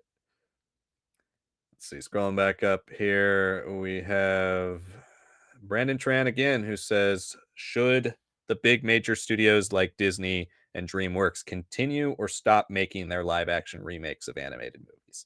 It's definitely a hot button issue. And over the last 3 weeks, we've seen two in terms of critical response, two very different ratings for live action adaptations. Lilo and Stitch, more mixed reviewed. And How to Train Your Dragon seems fairly positive reviewed. Now, there are definitely the detractors out there, but it seems like the audiences are really enjoying How to Train Your Dragon and more so than they enjoyed Lilo and Stitch. And it seems to be a pretty consensus good movie. I have not yet seen it, so I can't comment on it. I have seen Lilo and Stitch. And I thought, honestly, the stuff about Lilo and Stitch is a little overblown. I didn't think it was very good. It is basically the same thing, and the changes they make are all worse, and that's kinda been the big thing with a lot of Disney live action remakes is if you're gonna make changes, try to make the movie better, but most of the time they make changes that make the movie a lot worse. So, it just doesn't make that much sense, what they've done recently, but in regards to should they should keep making them because people keep going to see them. Whether we want them to, we kinda have to vote with our wallets and not go see them. And I'm definitely guilty of that as well. I've gone and seen these things in the theaters, and so you can't complain really and then go watch it because you're contributing to their success. But I would prefer that they make original stuff if that's what you're asking. I think it would be more exciting and a more exciting venture for them to make original things, but until things completely fall apart. And Snow White was one of the first stepping stones to that. But right now, it's the outlier. Like most of the stuff they make has made a lot of money. And even the things that haven't made a lot of money have at least made their money back. So Snow White is for sure the outlier. And I think you see with Lilo and Stitch, it's making tons of money and it's a mixed reviewed movie. So it's like unless something's as critically panned as Snow White was, then it's going to make a good amount of money, even if people are upset about them. So yeah, to answer your question from their perspective, no, they should not stop because it makes them a lot of money. From our perspective, yes, I would prefer to see them make more original stuff. I don't love remakes in general, right? I've always had an issue of, like, a good film getting remade too, right? I mean, you look at great examples like Total Recall. Did that really need a remake? No, right? Mhm. But then you look at examples of, like, Judge Dredd in the '90s with, what's his name? Sylvester Stallone, Stallone, yeah. and he just isn't wearing the judge mask the whole time, but then the criminally underrated one with Karl Urban is just fantastic, and it's a shame it didn't do well in the box office because that's something that is a great example of, like, yeah, you should do remakes of stuff that can get better, right? And at the end of the day, you only remake stuff that is already super popular, unfortunately, or super well critically received, because that seems to be the only way it gets continued success. This trend of taking Disney's golden age animation and turning it into live action, not great. Like, you look at the original Lion King and versus, like, Jon Favreau one, like, great, okay, that happened. Or not Jon Favreau, the Donald Glover one, you're like, "Okay, great," but where's the expression? Where's the facial dexterity and all that, right? Out of it came the Mufasa film last year, which is also another, like, wrench to throw in there because that did quite well. It wasn't super critically well received, but well enough received. It's a prequel, it explains things. I don't love that that exists, but I'd rather have that versus, like, Lion King 1.5 and all that from the VHS era, right? So, it's I don't love any sort of remakes. That being said, like, you look at the Lilo& Stitch one, like, some of the changes with, like, the sisters and their relationship, some of the changes made with the aliens and their disguises and all that, like, the fact that the main alien villain is just gone in the film, like, the kinda Mhm. whale-looking guy, that one, when I heard about that, I was very surprised. It was like, "Why?" Like, that was a great choice. It made it super fun as a kid, and yeah, I never understood that, frankly, so I've heard a lot more mixed things about it, but we also know that was intended as a Disney Plus film, right, a streaming film that then just got bumped up to theaters versus How to Train Your Dragon. Yeah, there's some controversy over Astrid and, Danny Newton's daughter, playing that role, even though she's very, very light skinned, she still doesn't have the blonde hair. I can understand some of those sentiments, but that was a film that was made for the big screen, that was remade shot for shot, it's critically acclaimed, and it has the budget of a proper theatrical films, and it looks great, right? I've never heard anybody complain about it this week, and people were like, "Yeah, that was awesome. That brought me back to it as a kid watching it." And I get it, like, especially a lot of 3D animated films, sometimes they don't age the best. Like, you look at a Toy Story versus a Toy Story 2, like, okay, there's a little bit of difference, but then a huge jump to 3, another big jump to 4, right? Like, I can see, like, going to live action, it's a little easier to hide some of that with just 3D CGI and all that in comparison. But is that necessary? No, but this is also, like, one of the first true DreamWorks live action films too. Now if they do, like, Shrek, I don't know how that's gonna work. That'd be a really tough one to pull off, right? But we'll see. I mean, I don't love this trend. It does feel like Hollywood now has just become sequels and remakes and everything, and that something that definitely started 10 years ago with the whole requel era. Like, there were always remakes, but that just became like a full-on trend, continuing older franchises and bringing them to a modern audience. We're gonna see that again with Jurassic World Rebirth too this summer, right? It's like, I don't know. I don't hate it. I think it's good for the industry. I hate it as a creator myself, but I would rather have an industry that's at least financially viable to one day get us closer back to, like, those mid-budget films that really do bring excellent new artists and all that. Like, you can't keep on expecting the Timothy Chalamets, the Florence Pughs, the Saoirse Ronans to all start appearing out of these micro-budget indie A24 coded films. That's hard, right? For them to have jumped into their star power as they have, it's a testament more to them than necessarily the films that they're in. But there's plenty of great actors who are still around today, like Brad Pitt and all that, who started with these mid-budget films, like Matt Damon, Ben Affleck, who then stayed in that lane until they got a couple of their breakouts, and then you're like, "Okay, yeah, you're now A-list." Right? That whole vehicle is gone, and it sucks, but we need that. It's better for writers in general to have a little bit more money to play with too. Not everything can be a drama that's set in, like, a town and dealing with someone's, like, very specific childhood memory. Like, it's great for specific auteurs, right? But not every film is gonna be like that and make money like that. Well, and again with the remake thing, like I'm okay with them doing it for ones that make sense. Like Lion King's Yeah, the perfect example of one that makes no sense because what were you going to do that changed it? I mean, yes, it was visually striking, but it's still an animated movie. So it's just a realistic looking animated movie because there's no real lions in it. So it's just it's one of those things that's kind of odd, right? That one didn't really make sense. Snow White didn't really make sense. Lilo and Stitch I think actually kind of makes sense because you can go into all the different like alien factions and bring in some of the stuff from the TV show that I really loved as a kid and the sequels that Lilo and Stitch got. There's a lot of things you could do and like build that world and then do the Mufasa of Lilo and Stitch, not a prequel necessarily, but if they took these remakes and they said we're going to turn them into a new franchise and we get new live action sequels to Lilo and Stitch that feature new stories, yeah. like that's something I'm interested in, but they haven't necessarily done that. Mufasa's the only one they've done that for, and so that's why I kind of like the idea of Mufasa, even if I never saw it, but even if the quality wasn't at where people were hoping, especially for the creative team around it. But I would prefer they do that than just keep adapting.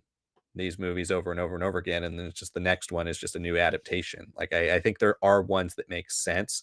Mulan to me was one of the ones that made the most sense, and they really fumbled that one.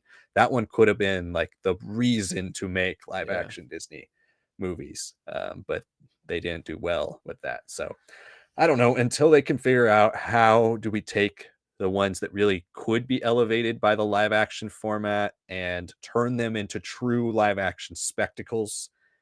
I think it's not worthwhile. But if they're going to say, hey, how do we turn this into the big budget live action movie that it could have been? I think that's what's interesting. That's what looks interesting about How to Train Your Dragon is it looks like something that could be there. Again, haven't seen it, but I think it looks like something that could take, because animation's great, and I love animation's a great platform for telling your stories and being able to do the fantastical and not have to take it quite as seriously. But it's also never going to be at the scale of a live action movie. It's never going to make you feel that scale, right? It can be beautiful to look at, but it doesn't necessarily make you feel the grandness of if real people are there. So I think that's an argument for them if you can deliver on that scale, but it's difficult, obviously, to do. But I haven't seen the new one, and also the How to Train Your Dragon had the added benefit of bringing back the original writer and director of How to Train Your Dragon, all three of them. He was co-director on the first one and directed the next two, and he was also the director of Lilo and Stitch, creator of Lilo and Stitch. It's kind of funny. Um, but they brought him back to do the live action, even though he had no live action experience. And so it also helped keep the core and spirit of the story. And that's a big one too. Thanks for that question, though. Brandon says, fourth question. Have you either of you guys played Nintendo Switch 2 or just seen gameplay of Mario Kart 8?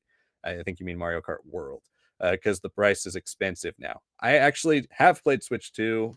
I pre-ordered mine and was able to get it. It was very expensive, but I still got it. And yeah, I thought Mario Kart's World is fantastic in a lot of ways and a little disappointing in other ways. I still think it's a great game. It's just the world element is mostly kind of bland. I think there's a lot of really fun things to do in it in the open world if you're trying to enhance your kind of abilities, like learning the new mechanics, learning the jumping mechanics, learning the new drifting, learning the rail grinding, all that type of stuff. You can really get a feel for that and really discover a lot of that stuff through the challenges in the open world. It's just missing a lot of things that open world games have, in my opinion. Like it's missing a true like checklist of all the things you can do. Like you don't really know what you've done and what you haven't done because nothing pops up on the map that says you completed this blue switch here. Like you just you do it, and the only way to know that you did it if you come back to that area is to drive by it again and see that it's gray and not blue. So stuff like that, little minor like quality of life things that are kind of frustrating in the open world experience, because I feel like I would put way more hours into the main single player open world stuff if it was a little bit more cohesive and a little bit more compelling for me to do so. But you mostly just earn these stickers that you can barely see on your car, and there's no like checklist of all the different stickers you can get. There's no real goal to reach because there's no page that says like you're only 100 stickers away from having them all. Like if there's something like that, I think it would be a little bit more enticing. But when you just are just driving randomly hoping you find something, it's kind of something that I've been less interested in as I've gotten more and more into the game. Now I'm like, I boot the game up and play for 20 minutes and then I turn it off. But Mario Kart always has been a multiplayer experience, and the multiplayer is fantastic. I love the new Knockout Tour. I think it's awesome. It's been a lot of fun and very chaotic to play with friends, and so that's a fantastic addition.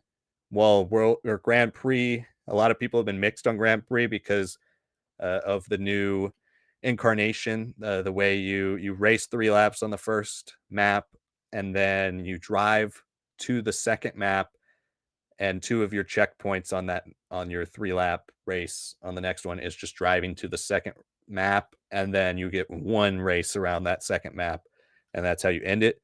A lot of people have said you should at least get two, and I kind of agree with that. But the positive is you can do Grand Prix like that, And then if you're interested in just doing a 3-lap race, you can always do versus mode, which gives so many abilities to customize the map. Like you can just race across the entire thing.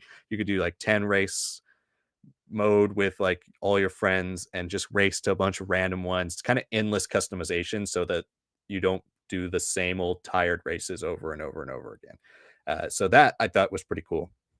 But yeah, overall, I really enjoyed the game. I wish there was one other big single player launch game for it, just because Mario Kart, yes, they added a more single player element, but it was always going to be something that kind of is multiplayer dominated. So when I don't have friends with me, when I don't have my girlfriend over, it's a little bit less enticing to play by myself. But when I'm with people, it's more fun. I have a lot of fun playing it. So that's kind of my criticism of it, but my review. But I do hope Donkey Kong's great. I know they're doing a direct tomorrow. Can't wait to see that. I did pre-order my Donkey Kong as well, so I'm very excited for that to come out because I love Mario Odyssey. Same team that made Mario Odyssey. I love the Donkey Kong Country game, so very excited about all that. But yes, I have played Switch 2, and that is my review. I do not have a Switch 2. I do not have a Switch. I'm trying to catch up on my Pokemon games and get to the Switch generation. Hopefully by then the Switch 2 is not as expensive as it is right now. Yeah, good luck with that. I feel like maybe when the pro model comes out in like 3-4 Yeah, years, it'll drop. Or the pro model will be 500 and this will stay 450. But yeah, probably. Nintendo's not great with the price drops. Brandon also says, last question from Brandon, what direction would you like to see Star Wars go after the success of shows like Andor Season 2, Bad Batch Season 3, Tales miniseries, Mandalorian, and Ahsoka? Well, that's a great question. I feel like we've talked about this quite a few times on the channel. I mean, it's really open-ended. You can go anywhere. I'd love to see them at some point tackle the Old Republic, but I'll say again briefly what I've said in the past. You can't I don't want them to do it unless they're all in. I want that to be their focus. They can still have other side projects from other creators, but I want basically what they're doing from the New Republic right now. I want that to be what they do with the Old Republic. Like I want that to be the thing they are working on, and everything is kind of all their resources are pushed towards Old Republic and Old Republic storytelling and making sure that it's as cohesive and great as it needs to be. Other than that, there are a lot of great stories they can tackle. I'm very interested in seeing where they go with both Dawn of the Jedi and the post sequel stuff. I think they need to revitalize the sequels via the post sequel stuff. To me, when we've talked about it on the channel, it's very difficult to revitalize the sequel period just in general because everything takes place in 1 year. So, in order to revamp that era, you need to do a lot of stuff that takes place before The Force Awakens and a lot of stuff that takes place after The Rise of Skywalker. That's really the only way to revamp that era as a whole. So I'm very intrigued to see them do after Rise of Skywalker stuff. And then the other thing I think they need to do to really boost the era leading into The Force Awakens is give us our full like Luke Jedi Academy stuff. Like if they can do that, if they do those side projects and get those done, and I think it would be better as live action if you could get Mark Hamill to play Luke again. But if they did it animated, that would be fine as well. But if they could try to push those eras, then I think you're suited to have the Old Republic come up next as you finish up the New Republic. But I don't think they have really any intent on finishing the New Republic in the next 5 years, maybe within the next 10 years. But I think they're going to milk the New Republic era for as long as possible. And really, I mean, they could just move on from New Republic era to New Republic era, right? Like the New Republic we're working on right now is the Thrawn trilogy part of the timeline, the 9 ABY, 10 ABY, 11 ABY ish time period. But there's still 20 something years from there to The Force Awakens. So you could just move on from there to the next story in New Republic, next villain, the next phase of characters, and just seamlessly work your way to Force Awakens. So that might be the direction they take as well.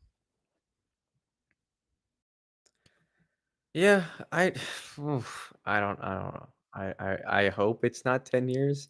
I hope it's a little less than that. But yeah, we've run into this issue with streaming kind of being a big bubble that's burst and everything. the fact that Ahsoka took so long to get its season 2, I don't I don't think we're at the halfway point. We should have been, but it felt like a lot of shows kinda did the thing like Bantam did, where it's like, these are all kinda in the same time period, even though they're not really linking up together, it just all sort of happens, you'll figure it out later. It's not good. It's not good for the structure. That to this day, I'm still frustrated Favreau and Filoni don't have time, like, calibrated for this era. Like, it should feel more like 2, 3 years have passed then, but they're like, "Nope, it's all in 6 months." I'm like, "What?" No, and then they contradict themselves. That's one thing I think absolutely Mandalorian and Grogu should establish, like, it's been a few years, or, like, these things have happened over a couple years. Like, you need to get people to feel like, "Yeah, I've been on this years-long journey," and it has been for them too. It shouldn't feel like, "Oh, we're still in 2019 for Star Wars." Like, it's not. It's been way too long for that, alright? So yeah, I don't know. And like Liam said, this is just a little too open-ended a direction. Like I've said Old Republic, I'd like them to do like Tales of the Jedi as like legends for Old Republic or make it way more tied in. We're already kind of getting what I wanted, like 100 years plus with like the Night Jedi TV show that's kind of coming out. So I'd like to see how that plays out before we get something a little bit more concretely canon, trying to take those big leaps. But like I said, I wanna get stuff that's fills out and fleshes out the sequels. Yes, we'll never get a true Clone Wars equivalent. Fill out that one-year gap, fill out the stuff before, fill out the stuff afterwards, do it in animation at least.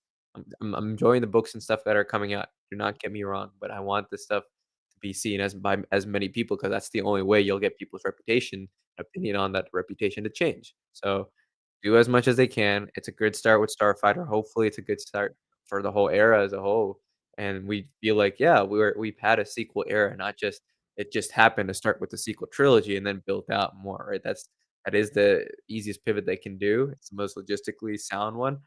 Will it happen? I don't know. It also depends on Starfighter doing well. So, we'll see. And then at the bottom, we saw a super pop up from Arjun, but it's disappeared. So if you were sending something in again, let us know, and we'll bump you up. Let's see. Where were we here? We were at Critical Thinker, who says, "What are your thoughts on Dark Crisis? I thought the build up in Justice League Incarnate, that tied together stuff from all the way back in Alan Moore's Swamp Thing was great, but the event mini was incredibly lackluster, judging by this book and Shadow War. I think Williamson's better at solo runs than events." I have not read Dark Crisis. I have heard very similar things. Kind of like I said in the past, I fell off of new comics pretty hard in like 2022, mostly when we started this channel. Started focusing reading my reading time more so on Star Wars. um but and I also just bought way too many in 2020 and 2021 when I was actually like reading them all the time. And then when life started, happening again and we weren't locked down as much, I I have not gotten to so many things on my shelves that I have made it kind of a real commitment to myself to not buy new things without finishing the things I have. So I have not read it, but I have also heard very similar things to what you're saying, Critical Thinker. So looking forward to catching up one day, but it probably will be a ways away from now. But Superman will probably reignite my excitement towards reading DC soon. Can't add anything there. The Aiden Reeds says, "Are you guys excited for the Last Order book? It's set after the Rise of Skywalker." I am excited for it. I think it's out of what's left coming out this year. I'm trying to remember what else is coming out. We have the Acolyte YA book, which I'm not that excited for.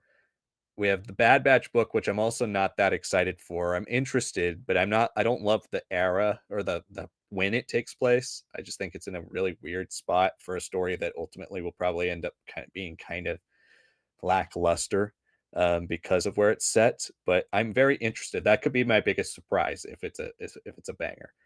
And then I'm very, very excited for Master of Evil.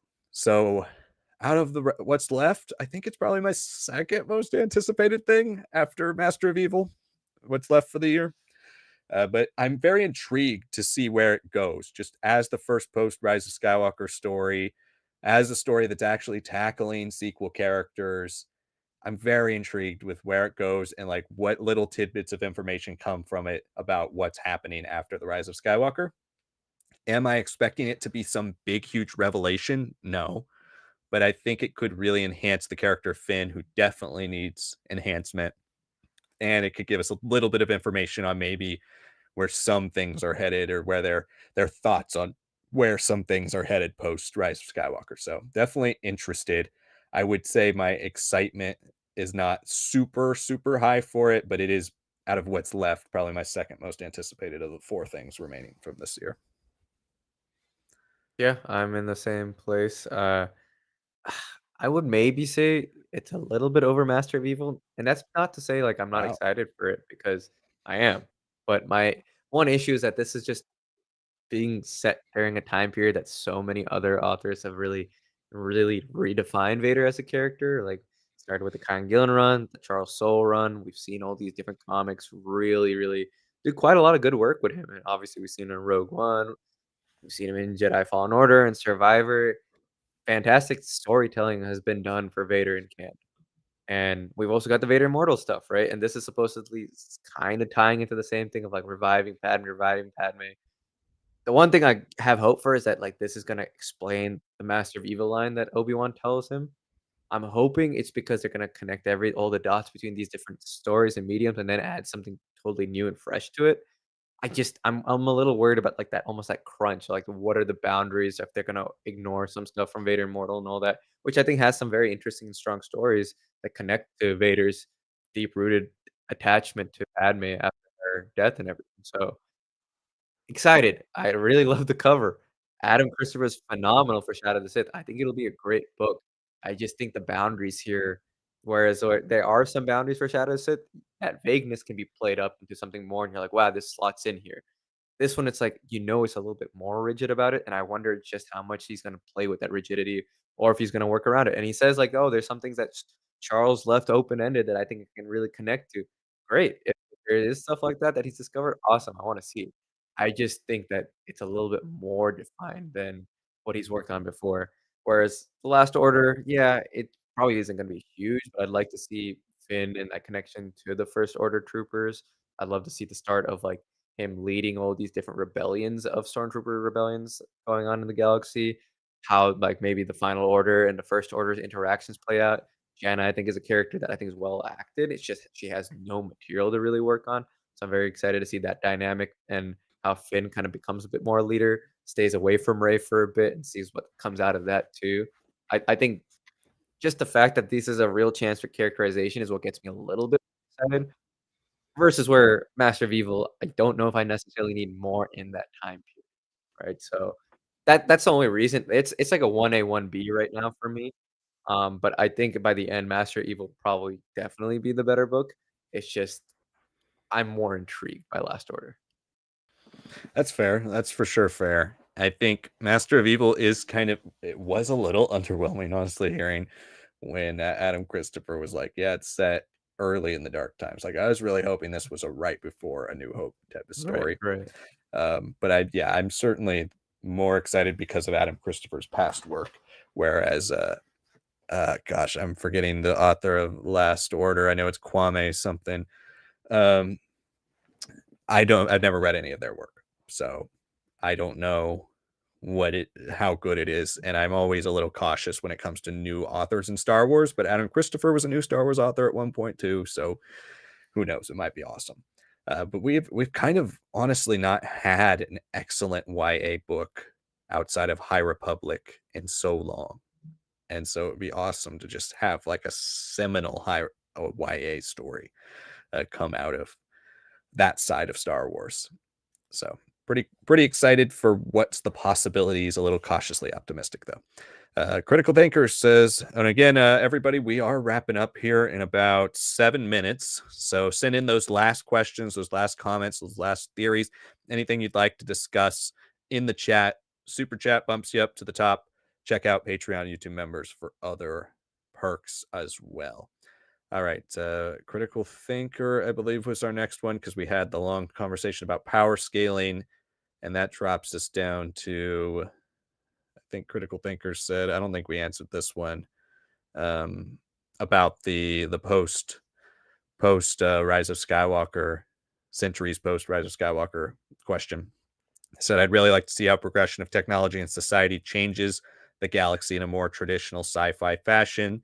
Star Wars generally tries to keep the world pretty relatable for the most part, but it'd be interesting for a future show to start moving towards a society more changed by advancements in tech and different social structures. Yeah, definitely. And I think that's kind of the thing I'm most interested in as well. It's just seeing how they decide to take the cores of Star Wars and change them for kind of this idyllic future, maybe like Star Wars.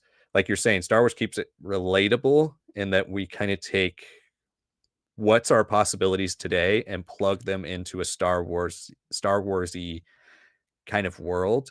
What do you take when you look at like maybe optimistic versions of 50s future, like kind of early Americana futuristic visions, and you take that and maybe say, well, the galaxy actually did finally get better for once, and maybe everything did change and everything did look kind of utopic. I think it would be interesting to do all that. So yeah, thanks for your thoughts there.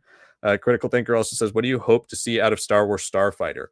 Yeah, Starfighter is definitely one of the strangest projects on board right now, because you look at the talent involved and you definitely think Star Warsy comedy, Star Warsy kind of adventure comedy. That's what I'm expecting. Ryan Gosling has done incredible things as a dramatic actor, but recently he has been most notable for his comedy. And then you take Sean Levy, who has basically only done comedies. Even though he's kind of taken a step up to that R rating, that more adult style with Deadpool recently, it's still a comedy. So I'm hoping it doesn't go too comedy, and I'm hoping it's not too forgettable. Now I'm kind of expecting almost Mandalorian season 1-esque type of thing. Something that's kind of a soft, like 7 out of 10, relatively safe, but goes for the genre or style of storytelling it's trying to tell, with relatable, interesting characters, and in that way maybe start something that could turn into a series of movies that's a little bit more advanced in the world of Star Wars, something that pushes the lore a little bit more connected to the overall universe. But I'm expecting this to be fairly insular, and I'm expecting it to kind of just focus on Ryan Gosling and the things that are around him. From the rumors we kind of talked about last week, it's supposedly about Ryan Gosling trying to protect his kid from pirates or somebody trying to kidnap his kid. Will that connect to the Force? I kind of said last week that maybe it would be cool to see him as not necessarily Corran Horn or a Kyle Katarn, but like that type of character, somebody who's force sensitive, who was on hidden or been on the run for a long time and has this force sensitive child, and then maybe reluctantly gets roped into at the end of the movie, like Rey's new burgeoning Jedi Order and the Jedi, and has his child who he wants to be trained, but he's more of a raw force user, somebody who doesn't necessarily use it in a way that he's super powerful, but some who has to learn his own power. That's like it's innately part of why he's a great starfighter pilot or something like that, kind of Corran Horn-esque, right? So there have been rumors that he is Corran Horn. It'd be kind of interesting, but yeah, I think something like that. I'm just hoping it's good at this point. I'm just hoping all Star Wars projects are good, and then once all Star Wars projects are consistently good, then we hope for great. But right now they kind of have to redeem just having that core of like they got to build that trust of like every time you go see a Star Wars movie, it's going to be good. It's just a matter of how good. And that's where Marvel was kind of at for a 5-year stretch or so between 2016 and 2020-ish. They just had this level of quality where like you were like, I'm gonna go enjoy that movie. I'm pretty sure I'm gonna like it. Star Wars needs to get there. So that's kind of my hope for Starfighter, is that it's a solid movie that lays some seeds for a possible future, but it doesn't tackle anything too crazy. Yeah, I have of the same thinking. I think the biggest thing I'd like to see is just how we can almost get a quasi Rogue Squadron book view point of view of the galaxy, just like all the different factions, everything that's kind of popped up. If you're on the run, I'm hoping you run into multiple people, multiple groups, and multiple locations, right? I think that's the best way to handle like just the galaxy point of view of it. So we get little tidbits, hear the radio, just see different planets and their reactions, who's under whose rule, stuff like that. You don't have to make it so like we know everything. But if you make it so we're, like, kind of aware, at least physically, how different parts of the galaxy are operating, I think that'd be pretty cool. I think that plays in a more classic teenage fantasy sort of novel, right, like a Percy Jackson or something like that. I think that could be a pretty good application here. And, yeah, I do expect it to be in, like, an adventure comedy, but I don't think I've really seen Mia Goth in any sort of comedies, so this would be definitely different for her. She's done things that have turned out to be comedic for people, but not intentionally, right? And yeah, Sean Levy's kinda done the R-rated humor and stuff, like, with Free Guy and Deadpool and Wolverine, but he has been also a consistent director since season 1 on Stranger Things and has done some of the best action-packed episodes of that with some of the most horror and thriller elements. So, I mean, if they can find a balance between the humor and between, like, some insane set pieces, I think that's gonna sell this movie more than anything. So, that's how I look at it. These will probably be the last two, and we'll take them real quick, and then we'll wrap up. But again, if anybody wants to send one super chat at the end, we will answer your question if you send it in there. Critical Thinker says, if Lucino came back, what type of Star Wars book would you want him to do? It's a tough question. I mean, he does like very specific types of stories. He does very complex, technical, um, Star Wars encyclopedia-esque stories, and even something like Catalyst is very much so about the military structure and the politics of the Geonosians and the different science groups within the Republic into the Empire and all of that, right? So I think I'd want to see him continue to do that. It could be interesting if you wanted to try to use him to push New Republic or into the Force Awakens type of thing. If you wanted to do like a New Republic kind of political thriller from his perspective, that could be interesting. If you wanted to see him take maybe the original trilogy characters and put them into some odd offbeat adventure in the New Republic era, I think that would be cool. I would also wouldn't mind him coming back if they never do the Plagueis type of show thing and just do a new version of Plagueis and a new version of Acolyte wrap up and tie in and kind of try to solidify all that. I wouldn't mind that. But yeah, I think anything in that realm, something that's a little political, something that's a little bit militaristic, or something to do with the dark side, those are the things he kind of likes to tackle. Yeah, I'd almost kinda wanna see a Palpatine novel as because it's like I can't really expect him to do, like, the same story again, but it'd be very interesting if you get to see, everything with the Acolyte wrap up, the essential things about Plagueis, kinda like how Zahn has, like, recontextualized, everything with the Unbound Flight and everything project, like, you can do some very like, okay, quasi, that's still the same plot beats and everything, um, and you could kinda just read Plagueis, but Plagueis is such a intricate and dense book that's kinda hard to pull that off. So I'd say go Palpatine. I think there's enough of his story as a kid all the way up to, when he murders, Plagueis in his sleep and takes on Maul and everything. Like, there's some really cool things with him and Talzin that are always hinted at in the show, but we don't really get too much of a look into it outside of, like, some stuff from, like, Son of Dathomir and all that, so I think he'd be pretty fun to see play out, especially now that we know that he gets revived and everything. You can kinda play with more of that Dark Empire, like, how long has he really been alive? Is this just a version of the story that he tells us? Stuff like that, like, I think there's some very interesting things you could do with Palpatine and his headspace. But yeah, I mean, outside of that, I don't know. He doesn't seem like he really wants to come back anyway, so I don't think he'd be very interested in post episode 6 anyhow. I think at this point it's just prequels for him at best. You know what else could be kind of interesting? I just thought of too is Andor. He's tied to that world. What if he was kind of a guy who, similar to Andor season 2, wrote a book that took place in the gaps between Andor season 2, Mm, or a Saw Gerrera book that's kind of in that era? Like I think something like okay. that could be real interesting. from James Lucino. Okay, last question. Darth Revan says, would you guys like to see Mike Chen write another novel? This is an easy, quick one for me. Yes, I really did Yes. like Brotherhood. It's in my 10 or so favorite canon books. I thought it was really well done, great character book, and I like the way Mike Chen writes and his sensibilities and the things that he loves about Star Wars writing. Obviously, using Revenge of the Sith as a touchstone as well. And with Adam Christopher returning, definitely think it's time to bring Mike Chen back as well.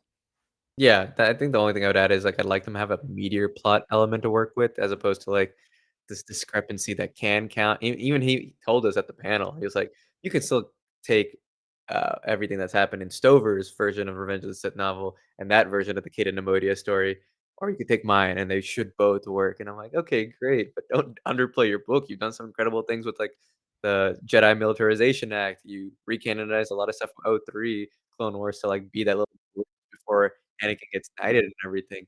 He's very clearly capable of playing with canon and respecting it and elevating his own sort of story out of it. So give him a chance to have something that's, like, untouched." Well, that's going to wrap up our stream tonight, everybody. Thank you so much for watching. As always, make sure you join us again next week if you're new or you just joined us late, 7 o'clock Pacific time every single Tuesday. We go live. Keep an eye out for the next streams. Like I said earlier, we're going to do a Legends Book Club for Shadows of the Empire. And then we're going to also do a new book club episode for Trials of the Jedi when that releases we'll wait about a month or so to do that. And then we're also going to be continuing with our coverage of the High Republic and stuff like that with a lot of other videos coming out about the High Republic. So keep an eye out on the channel for all that. Trials of the Jedi review will be out tomorrow. It did get a delay today, but it will be out tomorrow. And then also keep an eye out for a variety of other great content. We did post our tier list ranking every Star Wars season last week. So if you haven't checked that video out, check that one out. Keep an eye out on the channel for a variety of other great things and keep sending in these questions and comments. We haven't done it in a while, but it's going to be returning on the channel. We do take a lot of clips from this show and put them into videos. So if you want your YouTube handle on there, you want credited for the question, we put you out there as well. So if you had a question you'd like to ask, it might end up becoming a video as well. Thanks so much for watching this week's stream, everybody. And we will see you all next week for more Star Wars news and Q&A.